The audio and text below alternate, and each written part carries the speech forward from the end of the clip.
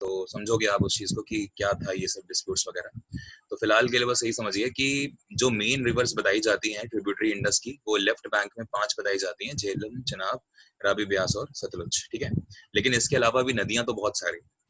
और अगर हम बात करें तो ये वाला जो आपको दिख रहा है, ये वाला जो आपका मेन स्टेट है, इसको क्या बोला जाता है? पंजाब। तो जो पंजाब को आपका स्टेट जो आप देख रहे हो, तो यहाँ से ये पांचों की पांचों जो नदियां हैं वो यहाँ से निकलेंगी, समझ रहे हो? कोई बॉर्डर से टच करेगी, है ना, कोई बहुत कम एरिया ट्रेवल करेगी पंजाब का, बल्कि 3 तो ऐसी होंगी जो पंजाब में आके मिलेंगी, है ना। अगर हम बात करें जो नीचे आपको मिलती है ब्यास, ठीक है, ब्यास के बाद नहीं, रावी पहले, रावी फिर ब्यास और फिर सतलुज, ये जो तीनों आप देख रहे हो ये तो पूरी पूरी से पंजाब में आपको मिलेगी पूरी तरह से। लेकिन जो झेलम और चिनाब है ये बहुत रेयर है पंजाब की एरिया में एंटर करती है, लेकिन करती है। इसीलिए पंजाब को बोला जाता है 5 नदियों का आब, है ना। पंजाब जो है, पंजाब को अगर कभी आप ब्रेक करोगे तो ये क्या है, इसको ब्रेक करोगे तो ये पंच है। पंच मतलब 5 और प्लस आब। आब का मतलब क्या होता है? नदी। तो जहां पर 5 नदियों का संगम हो वो राज्य भारत का है पंजाब। समझ में आया? ऐसे मैं आपको आगे चल के पढ़ाऊंगा, एक शब्द होता है उसे कहते हैं दोआब। दोआब, है ना, इंग्लिश में कहते हैं DOAB, दोआब। तो ये दोआब का मतलब क्या हो गया? आपका मतलब नदियां, और जहाँ पे 2 नदियां मिले, तो जब 2 नदियां मिलेंगी तो वो दोआब बनाएगा, और जहाँ पे 5 नदियां मिलेंगी वो पंजाब बनाएगा। तो ये वही 5 नदियां हैं जो आप देख रहे हो, जो कि इंडस की लेफ्ट बैंक ट्रिब्यूटरीज है ना। लेकिन आज जो हमारा कंसर्न है वो इंडस की राइट बैंक ट्रिब्यूटरीज को पढ़ने का है। तो अब आप ध्यान से समझेंगे, यहाँ पर जो मैंने आपको एक ग्लेशियर बताया था उसका नाम था चेमा युंगडुंग ग्लेशियर, और यहीं से निकल रही थी आपकी मानसरोवर है यहाँ पर, और यहीं से आपका निकल रही है एक रिवर जिसको आप क्या बोल रहे हो? इंडस। तो इंडस जब एंट्री कर रही है तो यहाँ पर एंट्री कर रही है, और इस जगह का नाम क्या था? दमचौक। ठीक है, दमचौक। तो ये दमचौक से एंट्री कर रही है, यानी कि अगर हम बात करें तो ये सबसे पहला जो हाईलाइट आपको यहाँ पे पॉइंट करना है, तो आप इसको पॉइंट को हाईलाइट कर सकते हो कि ये दमचौक है। दमचौक के बाद जब हम आगे बढ़े तो फिर हमें क्या मिला? ये इंडस जो है आगे जाके मूव करेगी जब, तो यहाँ पर आपको मिलेंगी 2 रेंजेस। ठीक है, एक रेंज जो है आपकी कुछ ऐसी है, ठीक है, और दूसरी जो आपको रेंज मिलेगी वो कुछ आपको ऐसी मिलेगी, जो कि जास्कर की रेंजेस है। ऊपर आपकी यहाँ पे काराकोरम की रेंजेस हैं जो ऐसे आ रही है ना, वो पूरी आके लद्दाख में ऐसे चली जाएंगी। तो काराकोरम की रेंजेस तो अभी हम कंसर्न बिल्कुल भी नहीं है, लेकिन फिलहाल आप ये समझिए कि ये वाली जो आपको दिख रही है रिवर, सॉरी रेंज, वो लद्दाख है, और नीचे वाली जो थी वो जास्कर थी। तो अब हुआ क्या कि जब यहाँ से मूव करी तो फिर ये अंदर मुड़ी थी। अगर आपको याद हो तो इस जगह का क्या नाम है जहाँ पे ये टिल्ट होती है? दुम घाटी। दुमकाटी। ठीक है, तो यस दुमकाटी में सर। यहाँ पर ये, यानी कि एक और आपको पॉइंट मिला। ठीक है, ये दुमकाटी है। अगर हम बात करें तो दिस इज दुमकाटी, है ना, DUMNA, दुमघाटी। ठीक है, तो दुमघाटी में यहाँ पर आके ये मिल गई। इसके बाद ये वाला जो एरिया आप देख रहे हो, मतलब ये वाला पॉइंट, इसका नाम था दमचौक। ठीक है, मैं बस इंडस ही बनाऊंगा आज, और कुछ भी नहीं बनाऊंगा, झेलम, चनाब, रावी कुछ नहीं बनेगी, दमचौक। दमचौक के बाद फिर क्या हुआ कि जब ये रिवर थी ये आगे बढ़ी, और आगे बढ़ते बढ़ते ये फिर पैरेलल हो गई किसके? जास्कर की रेंजेस के। ठीक है, और उसके बाद ये फाइनली एक पॉइंट आ गया इंडिया का जो कि LOC में पड़ रहा है, और इस पर्टिकुलर पॉइंट को हम क्या बोलते हैं? चिल्ला से। चिल्लास। चिल्लास है ये। ठीक है, तो यहाँ पर आपको चिल्लास मिल गया। मैं इसको लिख नहीं रहा, आपको समझ में आ जाएगा, बिकॉज मुझे यहाँ पर अफगानिस्तान पाकिस्तान बनाना होगा तो मैं नहीं लिख रहा। ठीक है, और उसके बाद क्या हुआ कि फिर ये रिवर आगे चलती है, और उसके बाद ये रिवर पाकिस्तान में मूव करते करते फाइनली क्या हो जाएगा? ये आके गिर जाएगी आपकी मिठानकोट में मिलेगी ये फाइनली सतलुज के साथ, और आगे जाके नीचे ये अरब सागर में गिर जाएगी। ठीक है, ये पूरा आपका अरब सागर है। तो ये मेन रिवर है जो कि आप पढ़ने जा रहे हो, जिसकी राइट बैंक आपको ट्रिब्यूटरीज पढ़नी है। ठीक है, अब आप देखो ध्यान से, यहाँ पर जो आप देख रहे हो, मैं इसको रब करूंगा, जो काराकोरम की रेंजेस है ना, मैं इसको रब करने जा रहा हूँ, बिकॉज काराकोरम की रेंजेस में ही आपको यहाँ पे मिलेगा सियाचिन ग्लेशियर, है ना। तो इसको रब करते हैं ताकि आपको समझा पाए अच्छे से। देखिए,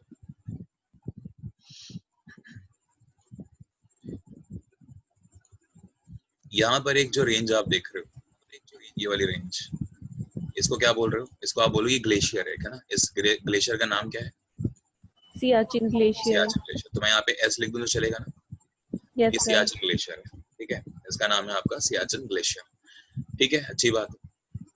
सियाचिन ग्लेशियर के जस्ट बगल में अगर हम बात करें तो आपको मिलेगा एक और यहाँ पर ना ग्लेशियर, यहाँ एक और ग्लेशियर है बगल में। ठीक है, या एक काम करते हैं, जस्ट अ मिनट, थोड़ा चीजें खराब हो जाएंगी नहीं तो। यहाँ पर आपका ये ग्लेशियर था, रिवर यहाँ से निकली, ठीक ठीक है, यहाँ एंट्री करी, एंट्री करके फिर क्या हुआ, ये कुछ इस तरह से मुड़ती है, फिर ये पैरेलल हो जाती है, फिर ये यहाँ पीओके वाले एरिया में आएगी और उसके बाद फिर फाइनली ये गिर जाएगी आपके आगे अरब सागर में। ठीक है, अब आप समझो ध्यान से, ये वाला जो एरिया आप देख रहे हो ये सियाचिन ग्लेशियर है यहाँ पे। ठीक है, this is Siachen glacier, that is SG।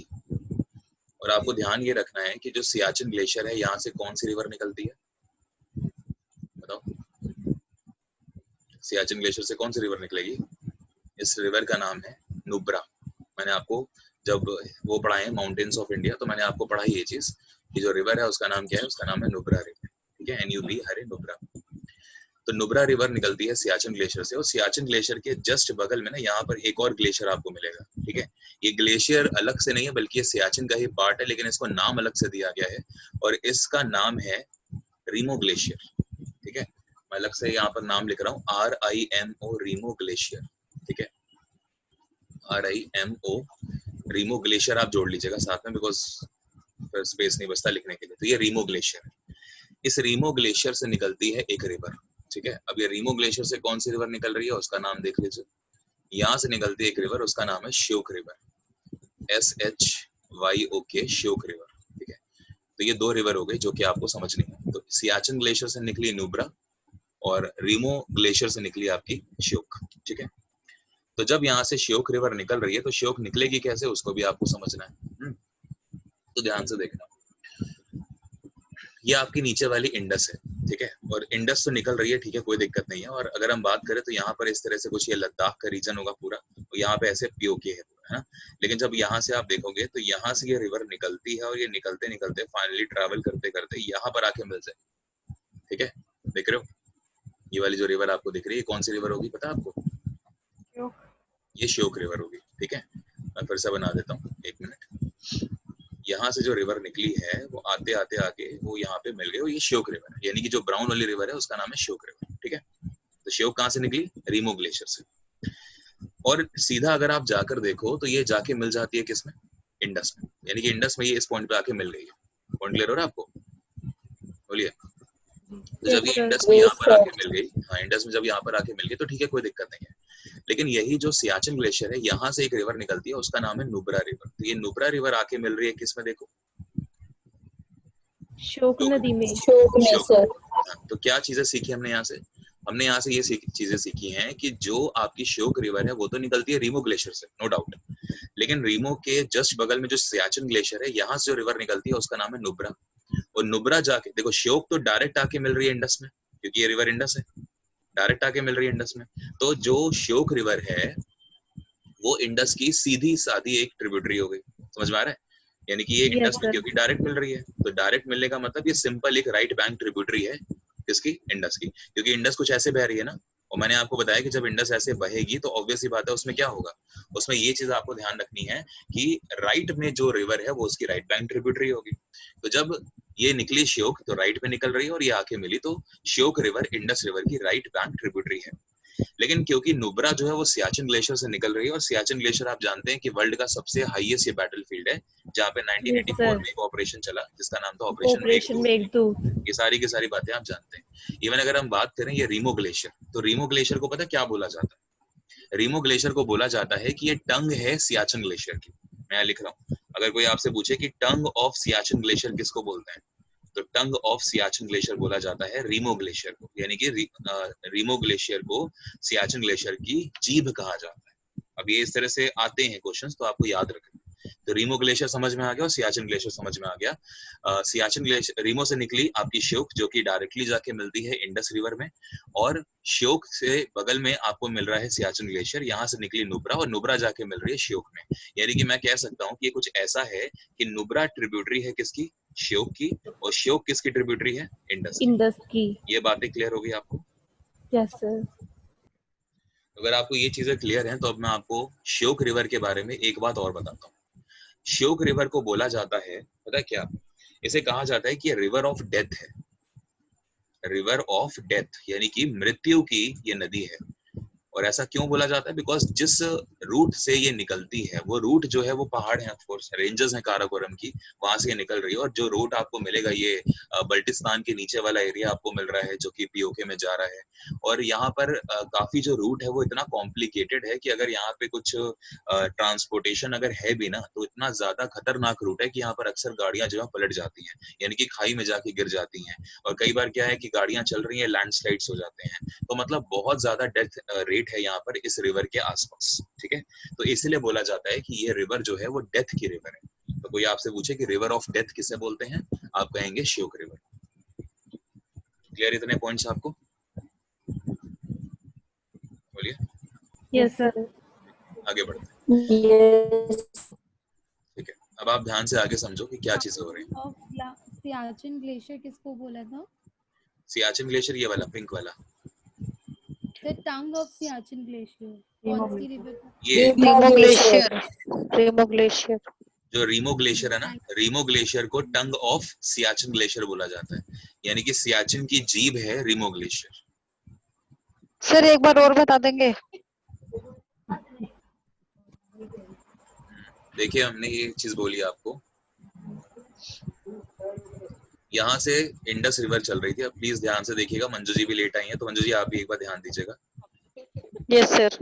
यहाँ पर आके कनेक्ट हो गए, ठीक है। ये जो आप देख रहे हैं ये दमचौक का एरिया है। उसके बाद यहाँ पे लद्दाख की रेंजेस, सॉरी हाँ लद्दाख की रेंजेस आपको मिलेंगी। और लद्दाख की रेंजेस के पैरेलल जो है ये यहाँ पे मुड़ जाएगी और उसके बाद फिर ये जास्कर से होते हुए बीच में निकल के यहाँ पर आ जाएगी। यहाँ जहाँ मुड़ा वो दुंगाटी एरिया था, और यहाँ से जो निकलेगी ये वाला आपका चिलास था। और चिलास से निकलती हुई इंडस पाकिस्तान में आ जाएगी, और मेन रिवर है पाकिस्तान की, याद रखिए, क्योंकि पाकिस्तान के बीच में बहती है, ठीक है। तो ये इतनी चीज आपने समझ ली, ये इंडस है पूरी। अब हम इंडस की राइट बैंक ट्रिब्यूटरीज पढ़ने के लिए हमने पहले ये पढ़ा कि यहाँ पर एक ग्लेशियर है जिसको आप बोलते हो सियाचिन ग्लेशियर, और ये सियाचिन ग्लेशियर आपके लद्दाख का पार्ट है, पीओके का पार्ट नहीं, ठीक है, याद रखो। तो ये लद्दाख में आता है, पूरी तरह से ये इंडिया का है। वो अलग बात है कि पाकिस्तान ने 1984 में कोशिश करी और इसको हड़प लिया, लेकिन हमने ऑपरेशन मेघदूत चलाया और हमने इसको वापस लिया। तो ये है सियाचिन ग्लेशियर। सियाचिन ग्लेशियर से जो रिवर निकलती है उसका नाम क्या बताया मैंने आपको? नुब्रा, ठीक है। ये रिवर है नुब्रा रिवर। और दूसरा मैंने आपको बताया कि सियाचिन ग्लेशियर के जस्ट बगल में, ये जो सियाचिन ग्लेशियर आप देख रहे हो इसके जस्ट बगल में एक और ग्लेशियर पड़ता है, उसको कहा जाता है क्या? रीमो ग्लेशियर। ये जो आप ग्रीन वाला देख रहे हो इसका नाम है Rimo glacier, RIMO, Rimo glacier, ठीक है। और ये रीमो ग्लेशियर का मतलब क्या हो गया?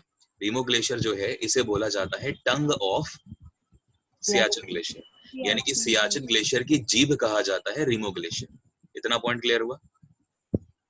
रीमो ग्लेशियर से एक रिवर निकली जिसका नाम था श्योक रिवर।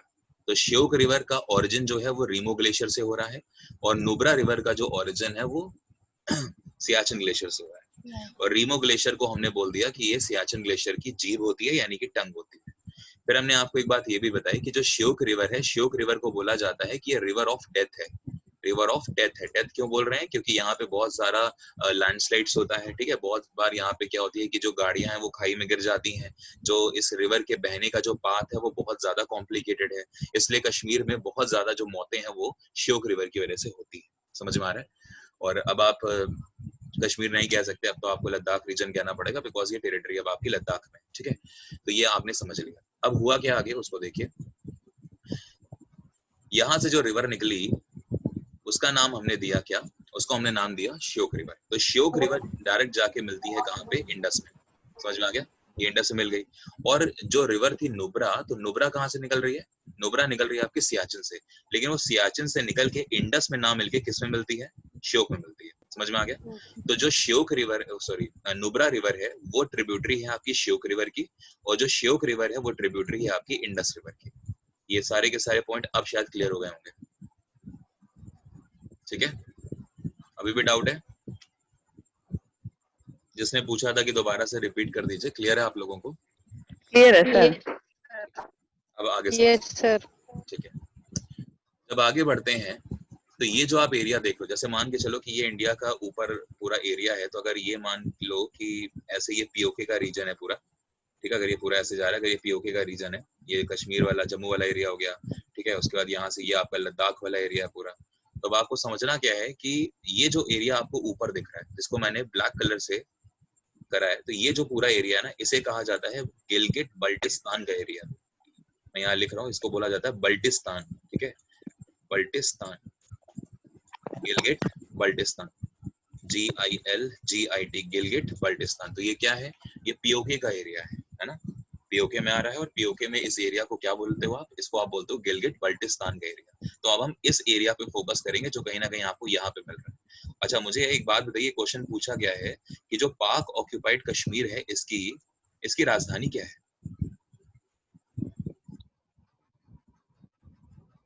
बताइए। पाक जो ऑक्यूपाइड कश्मीर है उसकी राजधानी क्या है, बहुत फेमस क्वेश्चन है ये, जानते हैं, मुजफ्फराबाद, ठीक है, क्या नाम है,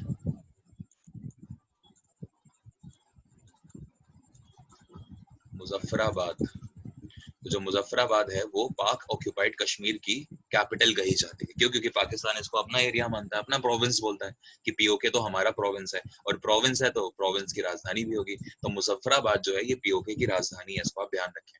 और ये पाकिस्तान ने बनाई है, हमने बिल्कुल भी नहीं बनाई, बल्कि हम तो पीओके को अपना एरिया ही मानते हैं, तो हमारे लिए तो ये कुछ भी नहीं है। चलिए खैर बढ़ते हैं आगे।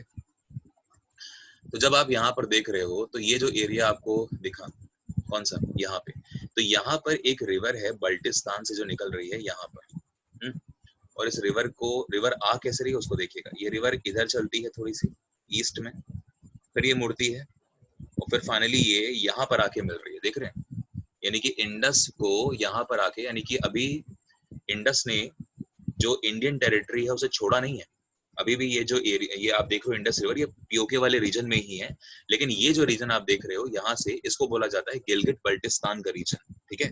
गिलगिट बल्टिस्तान कहाँ है, ऑफ कोर्स पीओके में है। तो यहाँ से ये एक रिवर आ रही है जो ब्लू वाली आपको रिवर दिख रही है, और इसका नाम क्या है अगर कोई आपसे पूछे, तो इसका नाम है गिलगिट रिवर, तो आप इसको नाम ही देंगे गिलगिट।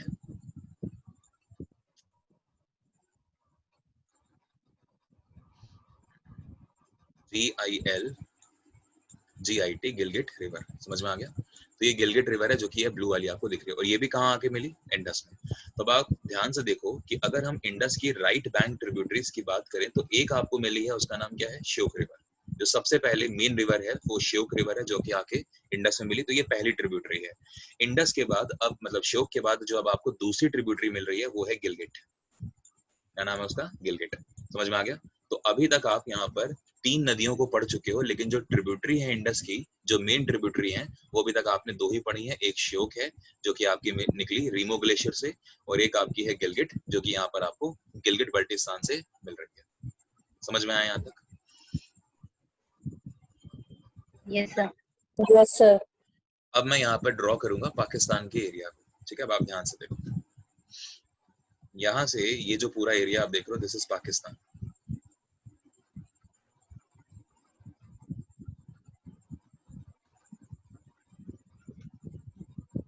दिस इज पाकिस्तान, ठीक है। और अगर आप पाकिस्तान का मैप समझ पा रहे हैं तो बीच में आपको जस्ट दिख रही है इंडस, यानी कि जो इंडस रिवर है वो कहीं ना कहीं पाकिस्तान की लाइफ लाइन बोली जाती है। आप देख रहे हो मेन रिवर इंडस है। आगे चल के मैं आपको इंडस जब रिवर ट्रिटी के बारे में बताऊंगा, जो बहुत बड़ा एक डिस्प्यूट है भारत और पाकिस्तान के बीच में, और विडंबना ये है कि दुख की बात ये कह लीजिए कि इंडस जो रिवर ट्रिटी है वो पाकिस्तान के फेवर में, हमारे फेवर में नहीं है। समझ में आ रहा है आपको? तो क्या है सब कुछ आगे चल के मैं आपको बताऊंगा कि क्या डिस्प्यूट था इसका, बट फिलहाल अभी आप पहले तो रिवर्स के बारे में जाने। तो अब जब आप पाकिस्तान के रीजन में आ जाते हो तो अब आपको क्या समझना है, तीसरी रिवर के बारे में आपको समझना है। और इस तीसरी रिवर की अगर हम बात करें तो इसका नाम क्या होता है, इसको हम बोलते हैं काबुल रिवर। और ये जो काबुल रिवर आप देखते हो ना, ये कहीं ना कहीं कहाँ से आ रही है, ये आ रही है आपकी अफगानिस्तान से, क्योंकि आप जानते हो अफगानिस्तान की कैपिटल क्या है, काबुल है। तो काबुल से अब एक रिवर निकलेगी जिसको नाम भी दे दिया जाएगा काबुल। लेकिन अगर आप समझो तो इसके जस्ट ऊपर वाला जो आप एरिया देख रहे हो, ये जो जिसको मैंने डॉट पूरा डॉटेड एरिया कर दिया है, ये पूरा का पूरा एरिया क्या है, अफगानिस्तान है, ठीक है। और अफगानिस्तान और पाकिस्तान जो है आपस में बाउंड्री शेयर करते हैं। तो ये जो पूरा एरिया आप देख रहे हो, ये अफगानिस्तान का एरिया है। और अफगानिस्तान के एरिया में यहाँ पर आपको एक रिवर मिलेगी, ये बेसिकली अफगानिस्तान की कैपिटल है काबुल, और काबुल से एक रिवर आ रही है, ठीक है। और ये रिवर आके मिलेगी किसमें बताइए, इंडस में। अब आपको इंडस की तीसरी ट्रिब्यूटरी मिलती है जो कि है काबुल, ठीक है। और वो इंडस से कहां पर मिल रही है, इंडिया में मिल रही है या फिर पाकिस्तान में मिल रही है? पाकिस्तान में पाकिस्तान में। क्योंकि ये पूरा का पूरा एरिया आपका पाकिस्तान का है, ठीक है। तो ये जो आप रिवर देख रहे हो इसका नाम है Kabul river, KABUL, Kabul, Kabul river है। बेसिकली यहाँ पर क्या है ना, यहाँ पर मैं आपको बताता हूँ, यहाँ पे हिंद कुश के पहाड़ हैं, ये हिंद कुश के पहाड़ हैं पूरे, ठीक है। और हिंद कुश के पहाड़ जो हैं वो अफगानिस्तान से होके निकलते हैं, है ना। और यही हिंद कुश के पहाड़ों से निकल रही है काबुल रिवर। काबुल जो कैपिटल है अफगानिस्तान की, वो हिंद कुश पहाड़ों की रेंजेस में लगती है। जैसे अगर हम बात करें भारत की राजधानी दिल्ली है, तो दिल्ली में कौन से पहाड़ लगते हैं आपके?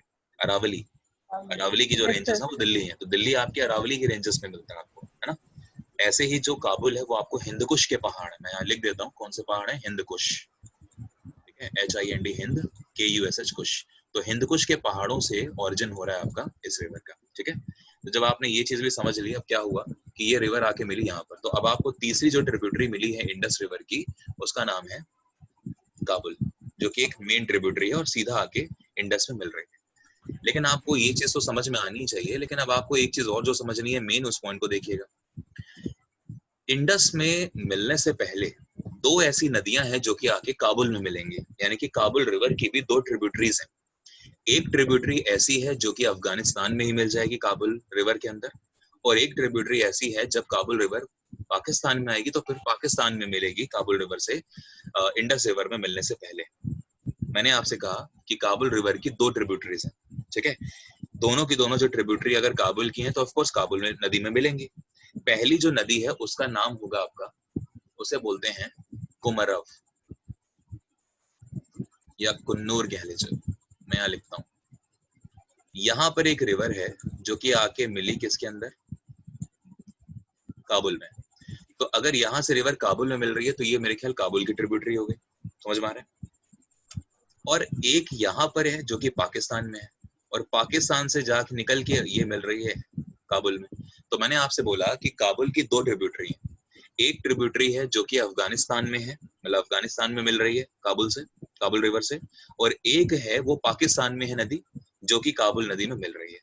समझ में आ गया। तो ये जो दोनों मिलन हो रहे हैं, तो एक मिलन हो रहा है अफगानिस्तान में, लेकिन एक मिलन हो रहा है पाकिस्तान में, ये आपको ध्यान से समझना है।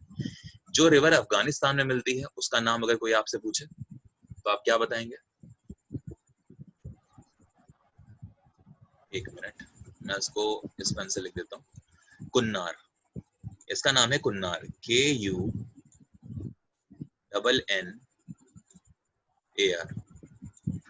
क्या नाम हो गया? कुन्नार हो गया।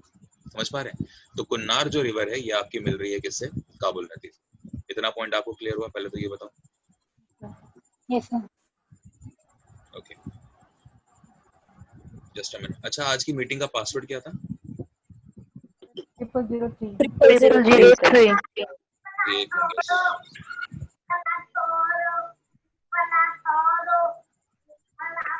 ज्योति जी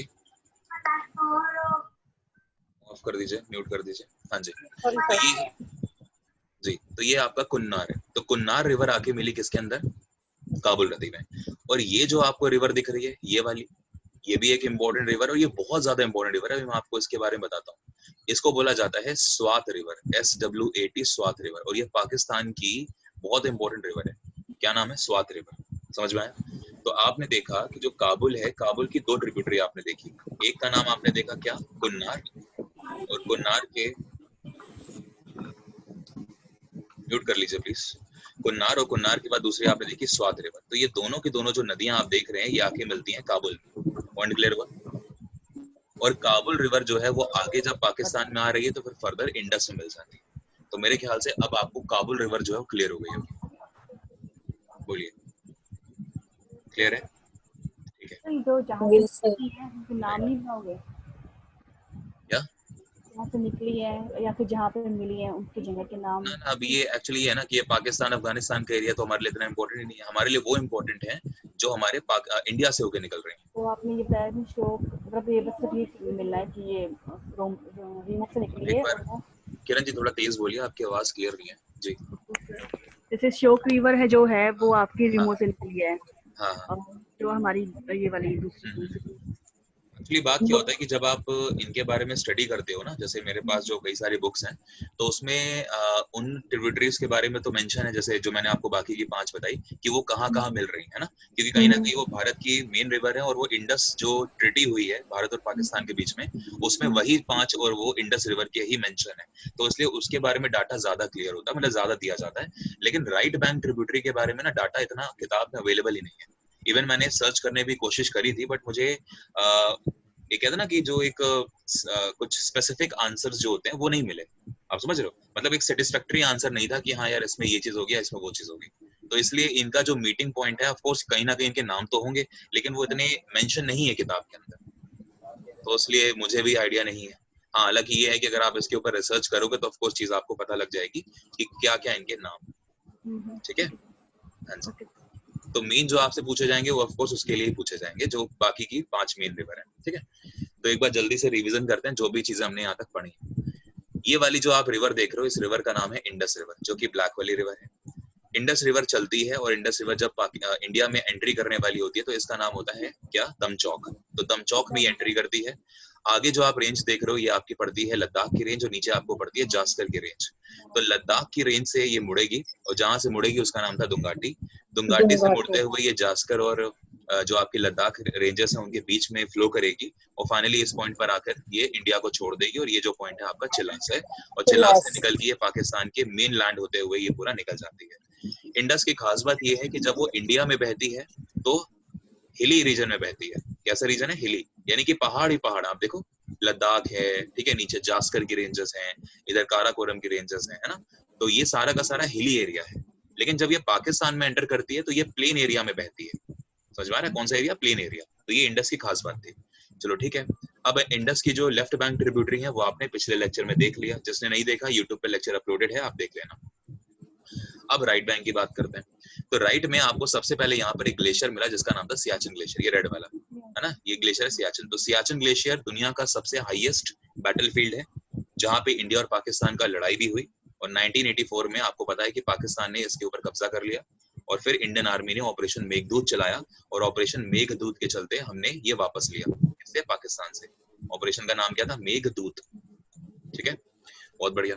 अब इसके बाद क्या हुआ कि सियाचिन ग्लेशियर से एक रिवर निकलती है, उसका नाम है नुब्रा रिवर। तो ये हमारे लिए इंपॉर्टेंट है, नुब्रा रिवर। और सियाचिन ग्लेशियर के जस्ट बगल में ये जो ग्रीन वाला था, इसका नाम था रीमो ग्लेशियर। तो रीमो ग्लेशियर से निकलती है एक रिवर जिसका नाम है श्योक रिवर। और रीमो ग्लेशियर को क्या बोला जाता है कि ये सियाचिन ग्लेशियर की टंग है, यानी कि जीभ है। ये सारे पॉइंट आपको बता दिए। फिर हमने ये बात करी कि चलो ये टंग है, कोई दिक्कत नहीं है। और जो रीमो ग्लेशियर है, यहाँ से जो रिवर निकल रही थी श्योक रिवर, श्योक रिवर को क्या बोलते हैं कि ये रिवर ऑफ डेथ है, यानी कि मृत्यु की नदी है। समझ में आ रहा है, ये रिवर ऑफ डेथ है। ओके, श्वेता जी, किरण जी और अंजू जी म्यूट करिए प्लीज।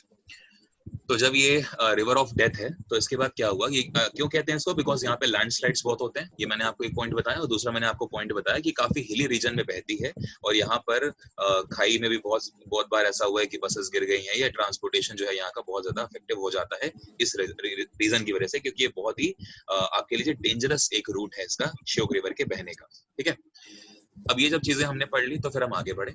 हमने ये चीज देखी कि रीमो ग्लेशियर से जो ये रेड वाली आप देख रहे हो, इसका नाम है श्योक रिवर, और ये श्योक रिवर डायरेक्ट आके मिल रही है इस पॉइंट पे, किससे, इंडस से। तो ये इंडस की डायरेक्ट ट्रिब्यूटरी है जिसका नाम है श्योक रिवर। और सियाचिन ग्लेशियर से जो रिवर निकली है ब्राउन वाली, इसका नाम है नुब्रा रिवर, और ये नुब्रा रिवर निकली और ये आके मिली श्योक में। तो नुब्रा रिवर है वो श्योक की ट्रिब्यूटरी है। तो श्योक की आपने सिर्फ एक ट्रिब्यूटरी देखी, उसका नाम है नुब्रा। ठीक है, अंजू जी म्यूट कर लीजिए प्लीज। तो ये हो गई नुब्रा आपकी। उसके बाद फिर हमने क्या देखा कि जब ये रिवर आगे बढ़ी इंडस, और चिलास में आने से पहले इंडस से एक ट्रिब्यूटरी और मिलेगी जो कि बल्टिस्तान, जो ये आपको दिख रहा है गिलगिट बल्टिस्तान का रीजन पीओके में, पाक ऑक्यूपाइड कश्मीर में, जिसकी जो कैपिटल है पाक ऑक्यूपाइड कश्मीर की क्या है, मुजफ्फराबाद। तो यहाँ से निकलती है एक रिवर, इस रिवर का नाम है गिलगिट, क्योंकि एरिया है गिलगिट बल्टिस्तान का, तो यहाँ से रिवर निकल रही है गिलगिट, और ये गिलगिट रिवर आके मिल रही है किसमें, इंडस में। ठीक है, तो इंडस की आपको अगली ट्रिब्यूटरी मिल गई, मेन ट्रिब्यूटरी, जिसका नाम है गिलगिट। ओके, फिर ये आगे बढ़ती है। फिर मैंने आपको बताया कि ये जो आप ये पूरा रेड वाली बाउंड्री देख रहे हो, ये पूरा का पूरा पाकिस्तान है, मतलब ये पूरा का पूरा क्या है, this is what, this is Pakistan. ये पूरा का पूरा पाकिस्तानी एरिया है। तो अगर ये पाकिस्तान है तो फिर पाकिस्तान में आपको मिली 2 रिवर्स, लेकिन पाकिस्तान की इन 2 रिवर्स को पढ़ने से पहले हमें किसको पढ़ना है, अफगानिस्तान वाले को। तो ये ऊपर का जो आपको डॉटेड एरिया पूरा दिख रहा है ये अफगानिस्तान है कहीं ना कहीं। तो अफगानिस्तान की ये जो आप देख रहे हो यहाँ पर ये रेंजेस हैं, इन रेंजेस का नाम क्या है? हिंद कुश। ये हिंद कुश के पहाड़ हैं। इनको जैसे हम भारत में हिमालय के पहाड़ हैं, ये भारत में हिमालय हैं पूरे, है ना। ये हिमालय की 3 रेंजेस बताई जाती हैं, भारत में पूरे हिमालय हैं। हिमालय के ऊपर जो आप देख रहे हो ये लद्दाख, जास्कर, काराकोरम, है ना, ये सारी की सारी कौन सी रेंजेस हैं? ये ट्रांस हिमालयास का पार्ट है। मतलब जो हिमालय के ट्रांस का मतलब बियॉन्ड, जो हिमालय के बियॉन्ड है, हिमालय से परे हैं, उनको ट्रांस हिमालयास बोलते हैं। तो ये सारी की सारी ट्रांस हिमालयास में आपको रिवर्स दिख रही हैं, ठीक है। तो ऐसे ही एक पहाड़ है जो रेंजेस हैं अफगानिस्तान की, उनको बोला जाता है हिंदकुश के पहाड़, ठीक है। सारी चीजें सही हैं, लेकिन हिंदकुश के पहाड़ों से निकलती है एक नदी, और इस नदी का नाम है काबुल नदी। क्यों? क्योंकि यहाँ पर जो कैपिटल है अफगानिस्तान की काबुल, वो पड़ती है, और यहीं से निकल रही है काबुल रिवर। तो काबुल रिवर आ रही है सीधा अफगानिस्तान होते हुए, कहाँ पर आके मिल रही है? ये इंडस में। काबुल रिवर के बारे में आपको एक और इंटरेस्टिंग चीज बताता हूँ। काबुल रिवर की जो टोटल लेंथ है वो ऐसा कहा जाता है कि 700 किलोमीटर है। यानी कि इंडस में मिलने से पहले जो टोटल हिली प्लस साथ ही साथ में जो प्लेन बाउंड्री रिवर है उसको अगर हम मिला लें तो वो लगभग 700 किलोमीटर बोला जाता है, ठीक है। अब जैसे मैंने आपको इंडस की बात बताई थी, तो इंडस जो है वो टोटल कितनी बहती है? 2100 कितना था? 2800 828 थे आई गेस ना। हाँ 880 28 की 18 80 सर 80 80 2880 80 2880 ठीक है। 2880 यस, 2880 है इंडस। लेकिन इसमें याद रखिएगा, इसमें हम ये जो रिवर को देख रहे हैं ना, ये हम इसके प्लेन की बात करते हैं। मतलब कितने प्लेन एरिया में ये बहती है, हम हमेशा वो आपको लेंथ बताते हैं, समझ में आ रहा है। लेकिन अगर वैसे आप देखोगे तो इंडस लगभग 3000 समथिंग है, नहीं 3000 समथिंग। ये सिर्फ भारत में बहती है इतनी। नहीं, भारत में तो लमसम 1100 समथिंग बह रही है, ये टोटल प्लेन की है। नहीं मैम, ये 2880 टोटल है प्लेन एरिया। मतलब अगर हम ये पूरे प्लेन एरिया की बात करें, अगर इंडिया का कुछ जो प्लेन एरिया है वो मिला लें, जो बहुत ही कम है, और उसके बाद मेन जो पाकिस्तान का है इसको मिला लें, तो ये 2880 है टोटल। और अगर सिर्फ आप इंडिया की बात करते हो तो इंडिया वाला जो रीजन है ना, इसमें ये बहती है लमसम 1100 कुछ किलोमीटर में। 2880 तो टोटल है, अगर मैंने इंडिया बोला है तो वो गलत है ऑफ कोर्स, ठीक है जी, सही कर लीजिए भले आप इसको। 2880 ये टोटल प्लेन एरिया है। ओके, और भारत कितनी है? और भारत में लमसम 1135 किलोमीटर के आसपास, 35 ठीक है। महेश बनवाल के हिसाब से मैं आपको बता रहा हूँ। चलिए, तो ये तो मतलब मैं आपको ये बता रहा था कि ये जो 700 किलोमीटर आप देख रहे हो ना, ये 700 किलोमीटर भी प्लेन रीजन की मैं बात कर रहा हूँ, यहाँ पे मैं हिली रीजन की बात नहीं कर रहा। तो इन 700 किलोमीटर में भी क्या है कि एक डिवीजन है, एक है उसको बोल रहे हैं हम अफगानिस्तान, और एक है काबुल, वो सॉरी पाकिस्तान।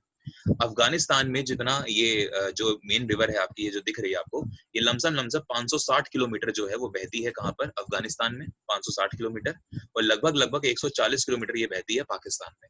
तो अब आप देखिए जो काबुल रिवर है ना, वो मेन रिवर है अफगानिस्तान की, ना कि पाकिस्तान की। लेकिन फिर भी क्योंकि पाकिस्तान में आ रही है तो फिर पाकिस्तान भी इसके पानी को यूज करेगा, है ना। इवन मैं आपको बताऊं तो ये इंडस की वजह से और ये काबुल रिवर की वजह से, प्लस और जो कई सारी आके पाकिस्तान में मिल रही हैं, जो इंडस की लेफ्ट बैंक ट्रिब्यूटरीज हैं, तो उनकी वजह से ऐसा कहा जाता है कि पूरे वर्ल्ड में जो टॉप 5 कंट्रीज हैं जिनका इरिगेशन जो सिस्टम है वो बहुत अच्छा है, मतलब इरिगेशन जो सिस्टम है वो काफी अच्छा है, सिंचाई के लिए इनके पास बहुत अच्छा सिस्टम है, तो उसमें पाकिस्तान भी आता है। आप समझ रहे हो, मतलब इरिगेशन के लिए पाकिस्तान जो है वो टॉप 5 जो कंट्रीज हैं पूरे वर्ल्ड के, उनमें आता है कि इनका इरिगेशन सिस्टम बहुत अच्छा है। क्यों अच्छा है? बिकॉज सबसे बड़ी जो लाइफ लाइन बोला जाता है पाकिस्तान की, वो कौन है? वो इंडस रिवर है। इंडस रिवर को पाकिस्तान की लाइफ लाइन बोलते हैं, याद रखिएगा इसको। क्यों? क्योंकि बीच में बह रही है, और 5 नदियां अपना पानी लेकर आ रही हैं। और ऊपर अगर आप बात करोगे राइट बैंक ट्रिब्यूटरीज की, तो अभी तक आप 3 पढ़ चुके हो। एक आपने पढ़ ली है ये श्योक रिवर, दूसरी आपने पढ़ ली गिलगिट रिवर, और तीसरी आप पढ़ चुके हो काबुल रिवर। तो ये नदियां भी तो अपना पानी ला रही हैं। तो सोचिए पाकिस्तान में पानी कितना ज्यादा है, तो इसीलिए पाकिस्तान में पानी है तो पाकिस्तान ने उसको सिंचाई में बहुत उसका भरपूर यूज करा है। और भरपूर अगर यूज करा है तो इसलिए बोलते हैं कि टॉप 5 कंट्रीज में इरिगेशन जो सिस्टम है उसमें पाकिस्तान आता है। सर आपने बोला इंडस प्लेन एरिया में बह रही है, वो आपने टोटल एरिया बताया, बट इंडस तो यहाँ पे आपने जो बता रहे हो वो माउंटेन एरिया में बता रहे हो ना? कहाँ पे? सर अभी जो आपने समझाया कि इंडस जब हमारे इंडिया में जो बह रही है तो वो हिली एरियाज में बह रही है, हिली एरियाज है, लेकिन मैम हर जगह हिल तो नहीं होती ना, कहीं पे प्लेन भी आएगा, फिर हिल्स आएंगी, फिर प्लेन आएगा। और ये थोड़ी होती कि अगर जैसे ऐसे ऐसे हिल्स हैं तो ये ऐसे ऐसे बह रही है, कभी तो ये हिल्स को छोड़ के मैदानी एरिया में भी तो आएगी। Yes. तो सिर्फ इंडिया में हिली एरिया थोड़ी है। हाँ, ये मैं मानता हूँ कि हिली एरिया ज्यादा है और प्लेन एरिया कम है। और हम क्यों बोल रहे हैं हिली एरिया? बिकॉज ये पूरा जो आप यहाँ से लेकर यहाँ तक आप देख रहे हो, पाकिस्तान जब तक ये छोड़ नहीं देती पाकिस्तान को और अरब सागर में नहीं मिल जाती, तो ये प्लेन एरिया ज्यादा है। तो हम इसलिए बोलते हैं कि इसके कंपैरिजन में ये एरिया तो बहुत कम है, हमारा प्लेन एरिया। तो हम इसलिए इस अपने वाले प्लेन एरिया को लगभग नेग्लेक्ट मान लेते हैं, और हम ये मानते हैं कि क्योंकि ये रेंजेस में से होके निकल रही है तो हमारे यहाँ पे हिली रीजन में बहती है। Okay. समझ में आया? Yes, sir. तो सिर्फ हिल्स थोड़ी है इंडिया में, और भी बहुत सारी चीजें हैं।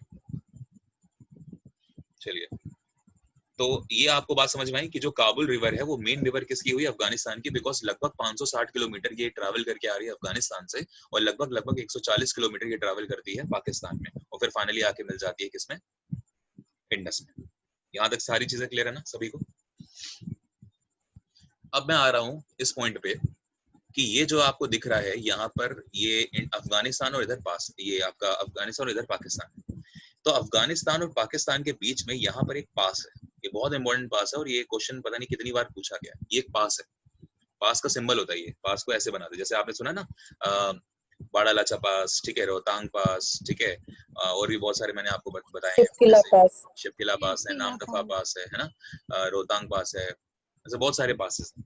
तो ये जो आपका पास है, ये वो पास है जो कि कहीं ना कहीं अफगानिस्तान और पाकिस्तान को क्या कर रहा है? देखिए, कनेक्ट कर रहा है ना, क्योंकि ये अफगानिस्तान है और ये आपका पाकिस्तान है। तो पाकिस्तान और अफगानिस्तान को जो कनेक्ट कर रहा है वो ये पास है। तो क्वेश्चन आता है कि इस पास का नाम क्या है? बता सकते हैं?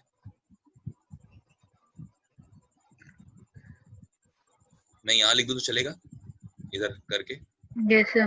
ठीक है, इसका नाम है खैबर पास, KHAIBAR। ये याद कर लीजिए, इसको एकदम बोल के पी जाइए कि खैबर पास किसको किसको अलग करता है या किसके किसके बीच में ये रास्ता बनाता है। तो आप बोलेंगे ये अफगानिस्तान और पाकिस्तान को कनेक्ट करता है। तो नाम क्या हुआ? खैबर पास।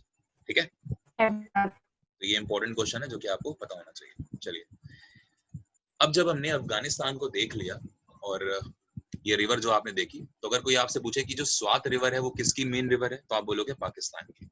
कोई आपसे पूछे जो कुन्नार रिवर है वो किसकी मेन रिवर है, तो आप बोलोगे अफगानिस्तान। काबुल रिवर जो है वो किसकी है?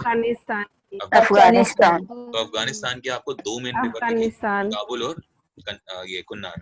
ठीक है, लेकिन स्वात जो रिवर है वो पाकिस्तान की। आगे बढ़ सकते हैं। सर, आपने अभी बोला कि जो हम पाकिस्तान है इसकी दो रिवर हैं, तो दो रिवर आप इस स्वात को और किरण जी आवाज चली गई, क्या कह रहे हो? आप बोल रहे हैं कि पाकिस्तान की दो रिवर हैं, तो एक स्वात और एक काबुल को बोल रहे हैं आप? नहीं, मैंने बोला अफगानिस्तान की दो रिवर है, एक काबुल और एक कुन्नार। पाकिस्तानी अफगानिस्तान। हाँ, तो आपने पहले कहा था कि पाकिस्तान की दो रिवर हैं, तो मैं भी कंफ्यूज थी।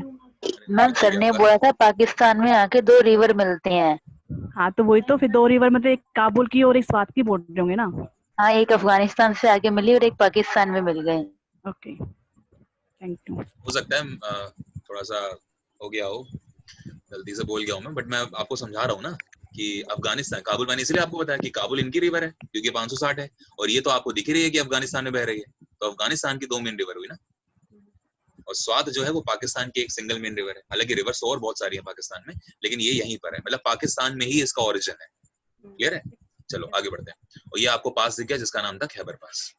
अब हम बढ़ते हैं अगली रिवर के बारे में, और अगली रिवर को समझने के लिए आपको समझनी है एक और रेंजेस।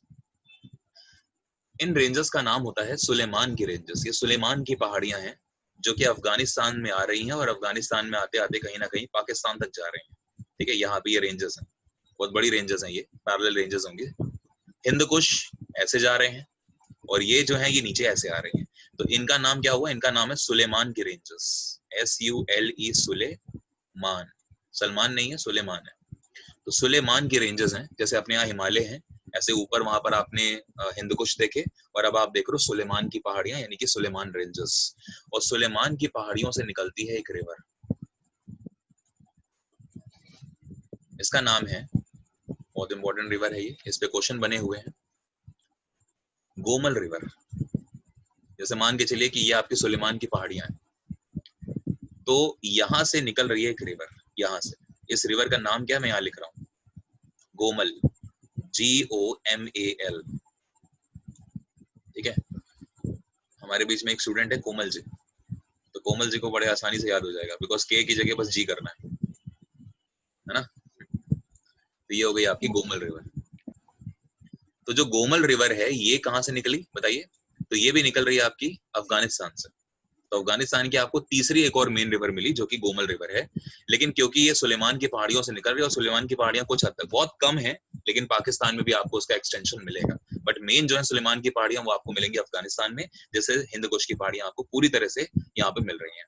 तो यहाँ से एक रिवर निकली जिसका नाम था गोमल रिवर, और जब ये गोमल रिवर निकल रही है तो ये आके मिल रही है सीधा किसमें? इंडस में, देख रहे हैं? तो ये रिवर आके मिली इंडस में। तो जब इंडस में आके मिली ये रिवर, तो यहाँ पर हमने ये पॉइंट बना दिया कि यहाँ पर ये इंडस में मिलती है।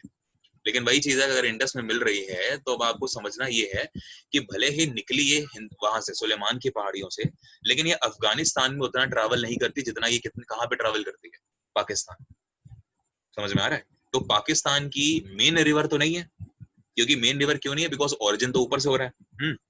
मेन रिवर तब बोलते हैं जब ओरिजिन भी आपके उसी कंट्री से हो रहा हो। जैसे अगर हम बात करें झेलम की, चिनाब की, रावी की, है ना, तो ये सारी की सारी हमारी मेन रिवर है। लेकिन अगर मैं बात कर दूं सतलुज की, तो सतलुज जो है वो आपकी हमारी मेन रिवर नहीं है, वो तिब्बत की मेन रिवर होगी, क्योंकि सतलुज जो है आपके मानसरोवर से निकल रही है, कैलाश की पहाड़ियों से निकल रही है, मानसरोवर से निकल रही है। कैलाश की पहाड़ियों में ना एक तालाब टाइप का है बहुत बड़ा, उसी को आप मानसरोवर बोल देते हो। सरोवर है, तालाब है, मानसरोवर है, जहाँ पे बोला जाता है, जो हमारी हिंदू मैथोलॉजी है वो ये कहती है कि ये भगवान शिव शंकर का क्या है? धाम है, यानी कि ये इनका घर है, कैलाश। तो वो चीज हो गई। तो ऐसे अगर हम बात करें तो जो गोमल रिवर है वो मेन रिवर तो है कहाँ की? अफगानिस्तान की, लेकिन ज्यादा जो एरिया ट्रैवल कर रही है वो पाकिस्तान में कर रही है। समझ में आया? बोलो। ठीक। अब आपको मैं थोड़ा सा रिलेट करा रहा हूँ ऊपर वाली दो नदियों से। अभी आपने एक रिवर देखी कुन्नार की रिवर, और एक रिवर आपने देखी नीचे स्वात की रिवर। तो जिस तरह से कुन्नार और स्वात की जो दोनों रिवर्स है ना, एक जो कुन्नार की रिवर है वो आके मिली अफगानिस्तान में, किससे? काबुल से। और जो स्वात रिवर है वो भी काबुल से मिली, लेकिन वो पाकिस्तान में मिली। ऐसे ही अब आपको फिर से दो रिवर पढ़नी है जो कहीं ना कहीं गोमल रिवर की ट्रिब्यूटरी है। किसकी ट्रिब्यूटरी होंगी? गोमल की। एक जो होगी वो मिलेगी जाके अफगानिस्तान में, और एक आके मिलेगी पाकिस्तान में। किससे मिलेगी? गोमल से मिलेगी। यानी कि जो ऊपर आपने पढ़ा है ना, ये काबुल, ये कुन्नार और ये स्वात, ये तीनों रिवर्स की एक रेप्लिका बनेगी, एक इमेज बनेगी, वो भी नीचे। तो आप देखिए अफगानिस्तान में यहाँ पर एक जगह है जहां से निकल रही है एक रिवर, जो कि आके मिली यहाँ पर। ये अफगानिस्तान में मिल गई। किससे मिल गई? गोमल से, है ना, गोमल से मिल रही है, देखो आप। तो ये गोमल से मिली तो ये अफगानिस्तान में मिली। जिस तरह से कुन्नार चली और अफगानिस्तान में मिली, किससे? इंडस से, सॉरी काबुल से। तो ऐसे ही ये रिवर जो थी ये चली अफगानिस्तान से, और अफगानिस्तान में ही गोमल से मिल गई। तो गोमल की मेन ट्रिब्यूटरी हो गई एक तरह से। रिवर का कोई नाम पूछे आपसे कि क्या है, तो आप बोलेंगे कुंडार। ऊपर वाली कुन्नार है, नीचे डी और लगा दीजिए बस। रिवर का नाम है कुंडार, KUNDAR, कुंडार रिवर। तो कुंडार रिवर आके मिली गोमल रिवर में, ठीक है। और कहां पर मिली? अफगानिस्तान में मिली। लेकिन मैंने आपको बोला कि अब एक रिवर और होगी जो पाकिस्तान में चलेगी, है ना। लेकिन दोनों में बस छोटा सा डिफरेंस पता क्या है? स्वात रिवर पाकिस्तान से ओरिजिनेट हुई और पाकिस्तान में ही ये काबुल रिवर में मिलती है। लेकिन जब हम बात करते हैं नीचे झोब रिवर की, इसका नाम है झोब रिवर, ZHOB, झोब रिवर। तो जो झोब आपकी रिवर है ना, ये चलती है अफगानिस्तान से ही, अफगानिस्तान की ही मेन रिवर है ये। लेकिन ये मिलती कहां पर है? पाकिस्तान में। किससे? गोमल रिवर से। समझ में आया? तो दोनों में फर्क क्या है कि जो ऊपर वाली आप रिवर देख रहे हो वो कुन्नार थी, कुन्नार अफगानिस्तान की मेन रिवर है और अफगानिस्तान में ही मिल गई है काबुल नदी से। स्वात जो रिवर है वो पाकिस्तान की मेन रिवर है और ये पाकिस्तान में ही मिल गई काबुल से। लेकिन जब हम नीचे बढ़ते हैं तो जो कुंदर रिवर आपको दिख रही है, कुंदार रिवर कह लीजिए, कुंदार रिवर अफगानिस्तान की मेन रिवर है और अफगानिस्तान में ही मिल रही है गोमल रिवर से। लेकिन जब हम झोब रिवर की बात करते हैं तो झोब भी किसकी है? अफगानिस्तान की मेन रिवर है, लेकिन ये आके मिलती है कहां पर? गोमल में। लेकिन गोमल में कहां मिलती है? पाकिस्तान में मिलती है। बस ये फर्क है। मतलब यहाँ पर जो झोब है वो पाकिस्तान की रिवर ना होके वो अफगानिस्तान की रिवर है, लेकिन जो मीटिंग पॉइंट है, जो संगम हो रहा है गोमल में, वो पाकिस्तान में हो रहा है। पॉइंट क्लियर हुआ आपको? Yes sir. ठीक है, तो ये हो गया। तो इस तरह से आपने ये पूरी की पूरी जो नदियां थी वो आपने पढ़ ली कहाँ की? Right bank tributaries. तो राइट बैंक ट्रिब्यूटरी झोब नदी किससे मिलती है? सॉरी, झोब नदी जो है वो किससे मिलती है? गोमल से, पाकिस्तान में। ये आ रही है गोमल, आ रही है ना ब्लैक वाली, तो ये ग्रीन वाली जो यहाँ पर आके मिल गई, तो गोमल से मिलती है। तो क्या एक बार पूरा रिपीट करें, सारी चीजें रिवीजन करें? Yes sir. जरूरी है मेरे ख्याल, ठीक है। और जो लेट ज्वाइन करें आप लोग प्लीज ध्यान से सुनिए, और प्लीज लेट मत होया करिए, क्योंकि फिर दिक्कत होती है, आप लोगों को ही समझ नहीं आएगा। ये जो कर रहे हैं पेन मत चलाएं, जो भी चला रहे हैं। चलिए ध्यान से देखिएगा। हमने बात करी कि ये इंडस आपको ब्लैक वाली दिख रही है, ठीक है। यहाँ पर ये आपका जो आप देख रहे हो ये चेमा युंगडुंग ग्लेशियर से निकलती है, तिब्बत से चेमा युंगडुंग ग्लेशियर, ठीक है। और यहीं पर आपको नीचे मानसरोवर मिलेगा, यहाँ से आपकी निकल रही है इंडस रिवर। ओके, जब इंडस निकली तो यहाँ पे दमचौक में मिली इंडिया में। आगे आपको दिख रही है ये वाली जो रेंजेस हैं, इनका नाम है लद्दाख की रेंजेस। नीचे वाली जो आपको दिख रही है जास्कर की रेंजेस हैं, ये पूरी की पूरी। और ये लद्दाख और जास्कर की रेंजेस के बीच में से होके मुड़ के बह रही है। यहाँ पे जो एरिया था इसका नाम था दुंगाटी, दुंगाटी से ये मुड़ी जास्कर रेंजेस में, और फिर बीच में ये बह रही है। और बीच में जब ये बहती है तो फिर लास्ट पॉइंट पे यहाँ पर जब इंडिया को छोड़ रही है, इसका नाम क्या था? चिलास। चिलास से जाते जाते ये इंडस, ये मेन रिवर है इंडस, और ये आके पूरे पाकिस्तान में बह रही है। और ये पूरे पाकिस्तान में बहते बहते फाइनली अरब सागर में जाके गिर जाती है। ये आपका पूरा का पूरा ये क्या है? ये अरब सागर है, ठीक है। इसको अरेबियन सी कहते हैं। ये वाला जो एरिया देख रहे हो ये इंडियन ओशन है, ये पूरा नीचे। और ये जो आप देख रहे हो ये पूरा बे ऑफ बंगाल है, ठीक है। ये बंगाल की खाड़ी है। तो भारत क्योंकि 3 जगह से घिरा हुआ है, और 3 जगह अगर कभी वाटर कोई बॉडी से घिरा है कोई एरिया, तो उसे बोलते हो पेनिनसुला। इसीलिए ये पूरा का पूरा पेनिनसुला कहा जाता है। इसको हम क्या बोलते हैं? पेनिनसुला, क्योंकि ये क्या है? ये 3 जगहों से पानी से घिरा हुआ है, तो ये इंडियन पेनिनसुला कहा जाता है, ठीक है। जहां पर आपको मिलेंगी विंध्याचल की रेंजेस आपको मिलेंगी, आपको वेस्टर्न घाट मिलेंगे, आपको ईस्टर्न घाट मिलेंगे, आपको बहुत सारी जो हिल्स हैं वो मिलेंगी, जैसे कार्डमम हिल्स हैं, नीलगिरी हिल्स हैं, है ना, अन्नामलाई हिल्स हैं, अनाईमुड़ी हिल्स हैं। ये सारी की सारी मैंने आपको पढ़ाई है, जब मैंने आपको माउंटेन्स ऑफ इंडिया पढ़ाया था। तो ये सब आपके पेनिनसुला का ही हिस्सा है। चलिए, फिर जब आप मेन रिवर देख रहे हो इंडस को, तो इंडस को क्या बोलते हैं? It is known as life line of Pakistan. क्या बोलते हैं इसको? Life line of Pakistan. Life line की ये मतलब लाइफ लाइन ऑफ पाकिस्तान, ये पाकिस्तान की लाइफ लाइन है। क्यों? क्योंकि मेन रिवर है, और इसी मेन रिवर से पाकिस्तान में जितना भी कल्टीवेशन या फिर जितनी भी कैनाल सिस्टम है या जो भी इरिगेशन सिस्टम है वो इंडस की वजह से ही हो रहा है। हालांकि और भी नदियां हैं, लेकिन इंडस मेन रिवर है। समझ में आया? इसके अलावा जब हम आगे बढ़े तो फिर हमने देखा कि हमारे इंडिया में ये जो चीज आप देख रहे हो इसका नाम है सियाचिन ग्लेशियर। और सियाचिन ग्लेशियर को बोला जाता है कि ये वर्ल्ड का सबसे ऊंचा हाईएस्ट बैटलफील्ड है। और यहाँ से एक रिवर निकलती है जिसका नाम है नुब्रा रिवर। जस्ट बगल में आपको एक और ग्लेशियर मिला, इसका नाम था रीमो ग्लेशियर। रीमो ग्लेशियर को बोला जाता है कि यह सियाचिन ग्लेशियर की टंग है, यानी कि जीभ है। तो सियाचिन ग्लेशियर की जीभ बोला जाता है। और रीमो ग्लेशियर से जो रिवर निकलती है उसका नाम है श्योक रिवर। ये सारे के सारे पॉइंट आपको क्लियर हो गए होंगे मेरे, ठीक है। अब जब हम आगे बढ़े तो फिर हमने क्या देखा कि जो आपको श्योक रिवर दिख रही है वो जब चलती है तो फिर वो आके सीधा मिलती है इंडस में। देख रहे हो, ये श्योक रिवर चली, ये रेड वाली थी, और ये श्योक रिवर सीधा आके ब्लैक वाली इंडस में मिल गई। तो श्योक रिवर जो है वो सबसे पहली ट्रिब्यूटरी है किसकी? इंडस की। कौन सी ट्रिब्यूटरी है? राइट बैंक ट्रिब्यूटरी है। इसके बाद आपने देखा कि सियाचिन ग्लेशियर से एक रिवर निकली है ब्राउन वाली, जिसका नाम था नुब्रा। और नुब्रा आके मिली किसमें? श्योक में। तो श्योक की जो ट्रिब्यूटरी है उसका नाम है नुब्रा, ठीक है। और फाइनली नुब्रा और श्योक का दोनों का जो पानी है, दोनों की दो करंट है, वो फाइनली आके मिल चुकी है किसमें? इंडस में। और यहाँ पे ये वाला जो पॉइंट है, यहाँ पे संगम हो गया इन लोगों का। फिर हमने बात करा कि ये जो पीओके का आपको ये रीजन दिख रहा है, इसको बोला जाता है ये गिलगिट बल्टिस्तान का रीजन है। और यहीं से एक रिवर निकलती है, इसका नाम है गिलगिट रिवर।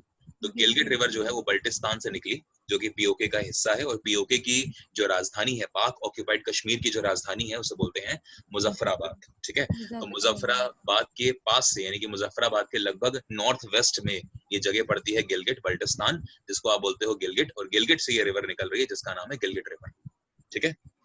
आगे मिल गई किसमें? इंडस में। तो अगली जो मेन ट्रिब्यूटरी हुई राइट वाली, उसका नाम है गिलगिट, ठीक है। तो ये गिलगिट हो गई। अब गिलगिट की कोई ट्रिब्यूटरी नहीं है, तो इसलिए आप यहाँ पे कोई भी ट्रिब्यूटरी नहीं देखेंगे। और गिलगिट आके मिली इंडस में। अब इंडस आगे बहती है।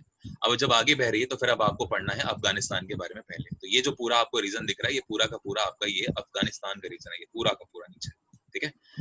तो अफगानिस्तान के यहाँ पर आपको दिखेंगे कुछ रेंजेस जिनको बोला जाता है हिंदकुश की रेंजेस। जैसे अपने यहाँ हिमालय हैं, तो ये जो रेंजेस आप देख रहे हो ये हिंदकुश के पहाड़ हैं, और हिंदकुश के पहाड़ों के पास ये एक लगती है राजधानी जिसको बोलते हैं अफगानिस्तान की कैपिटल यानी कि काबुल।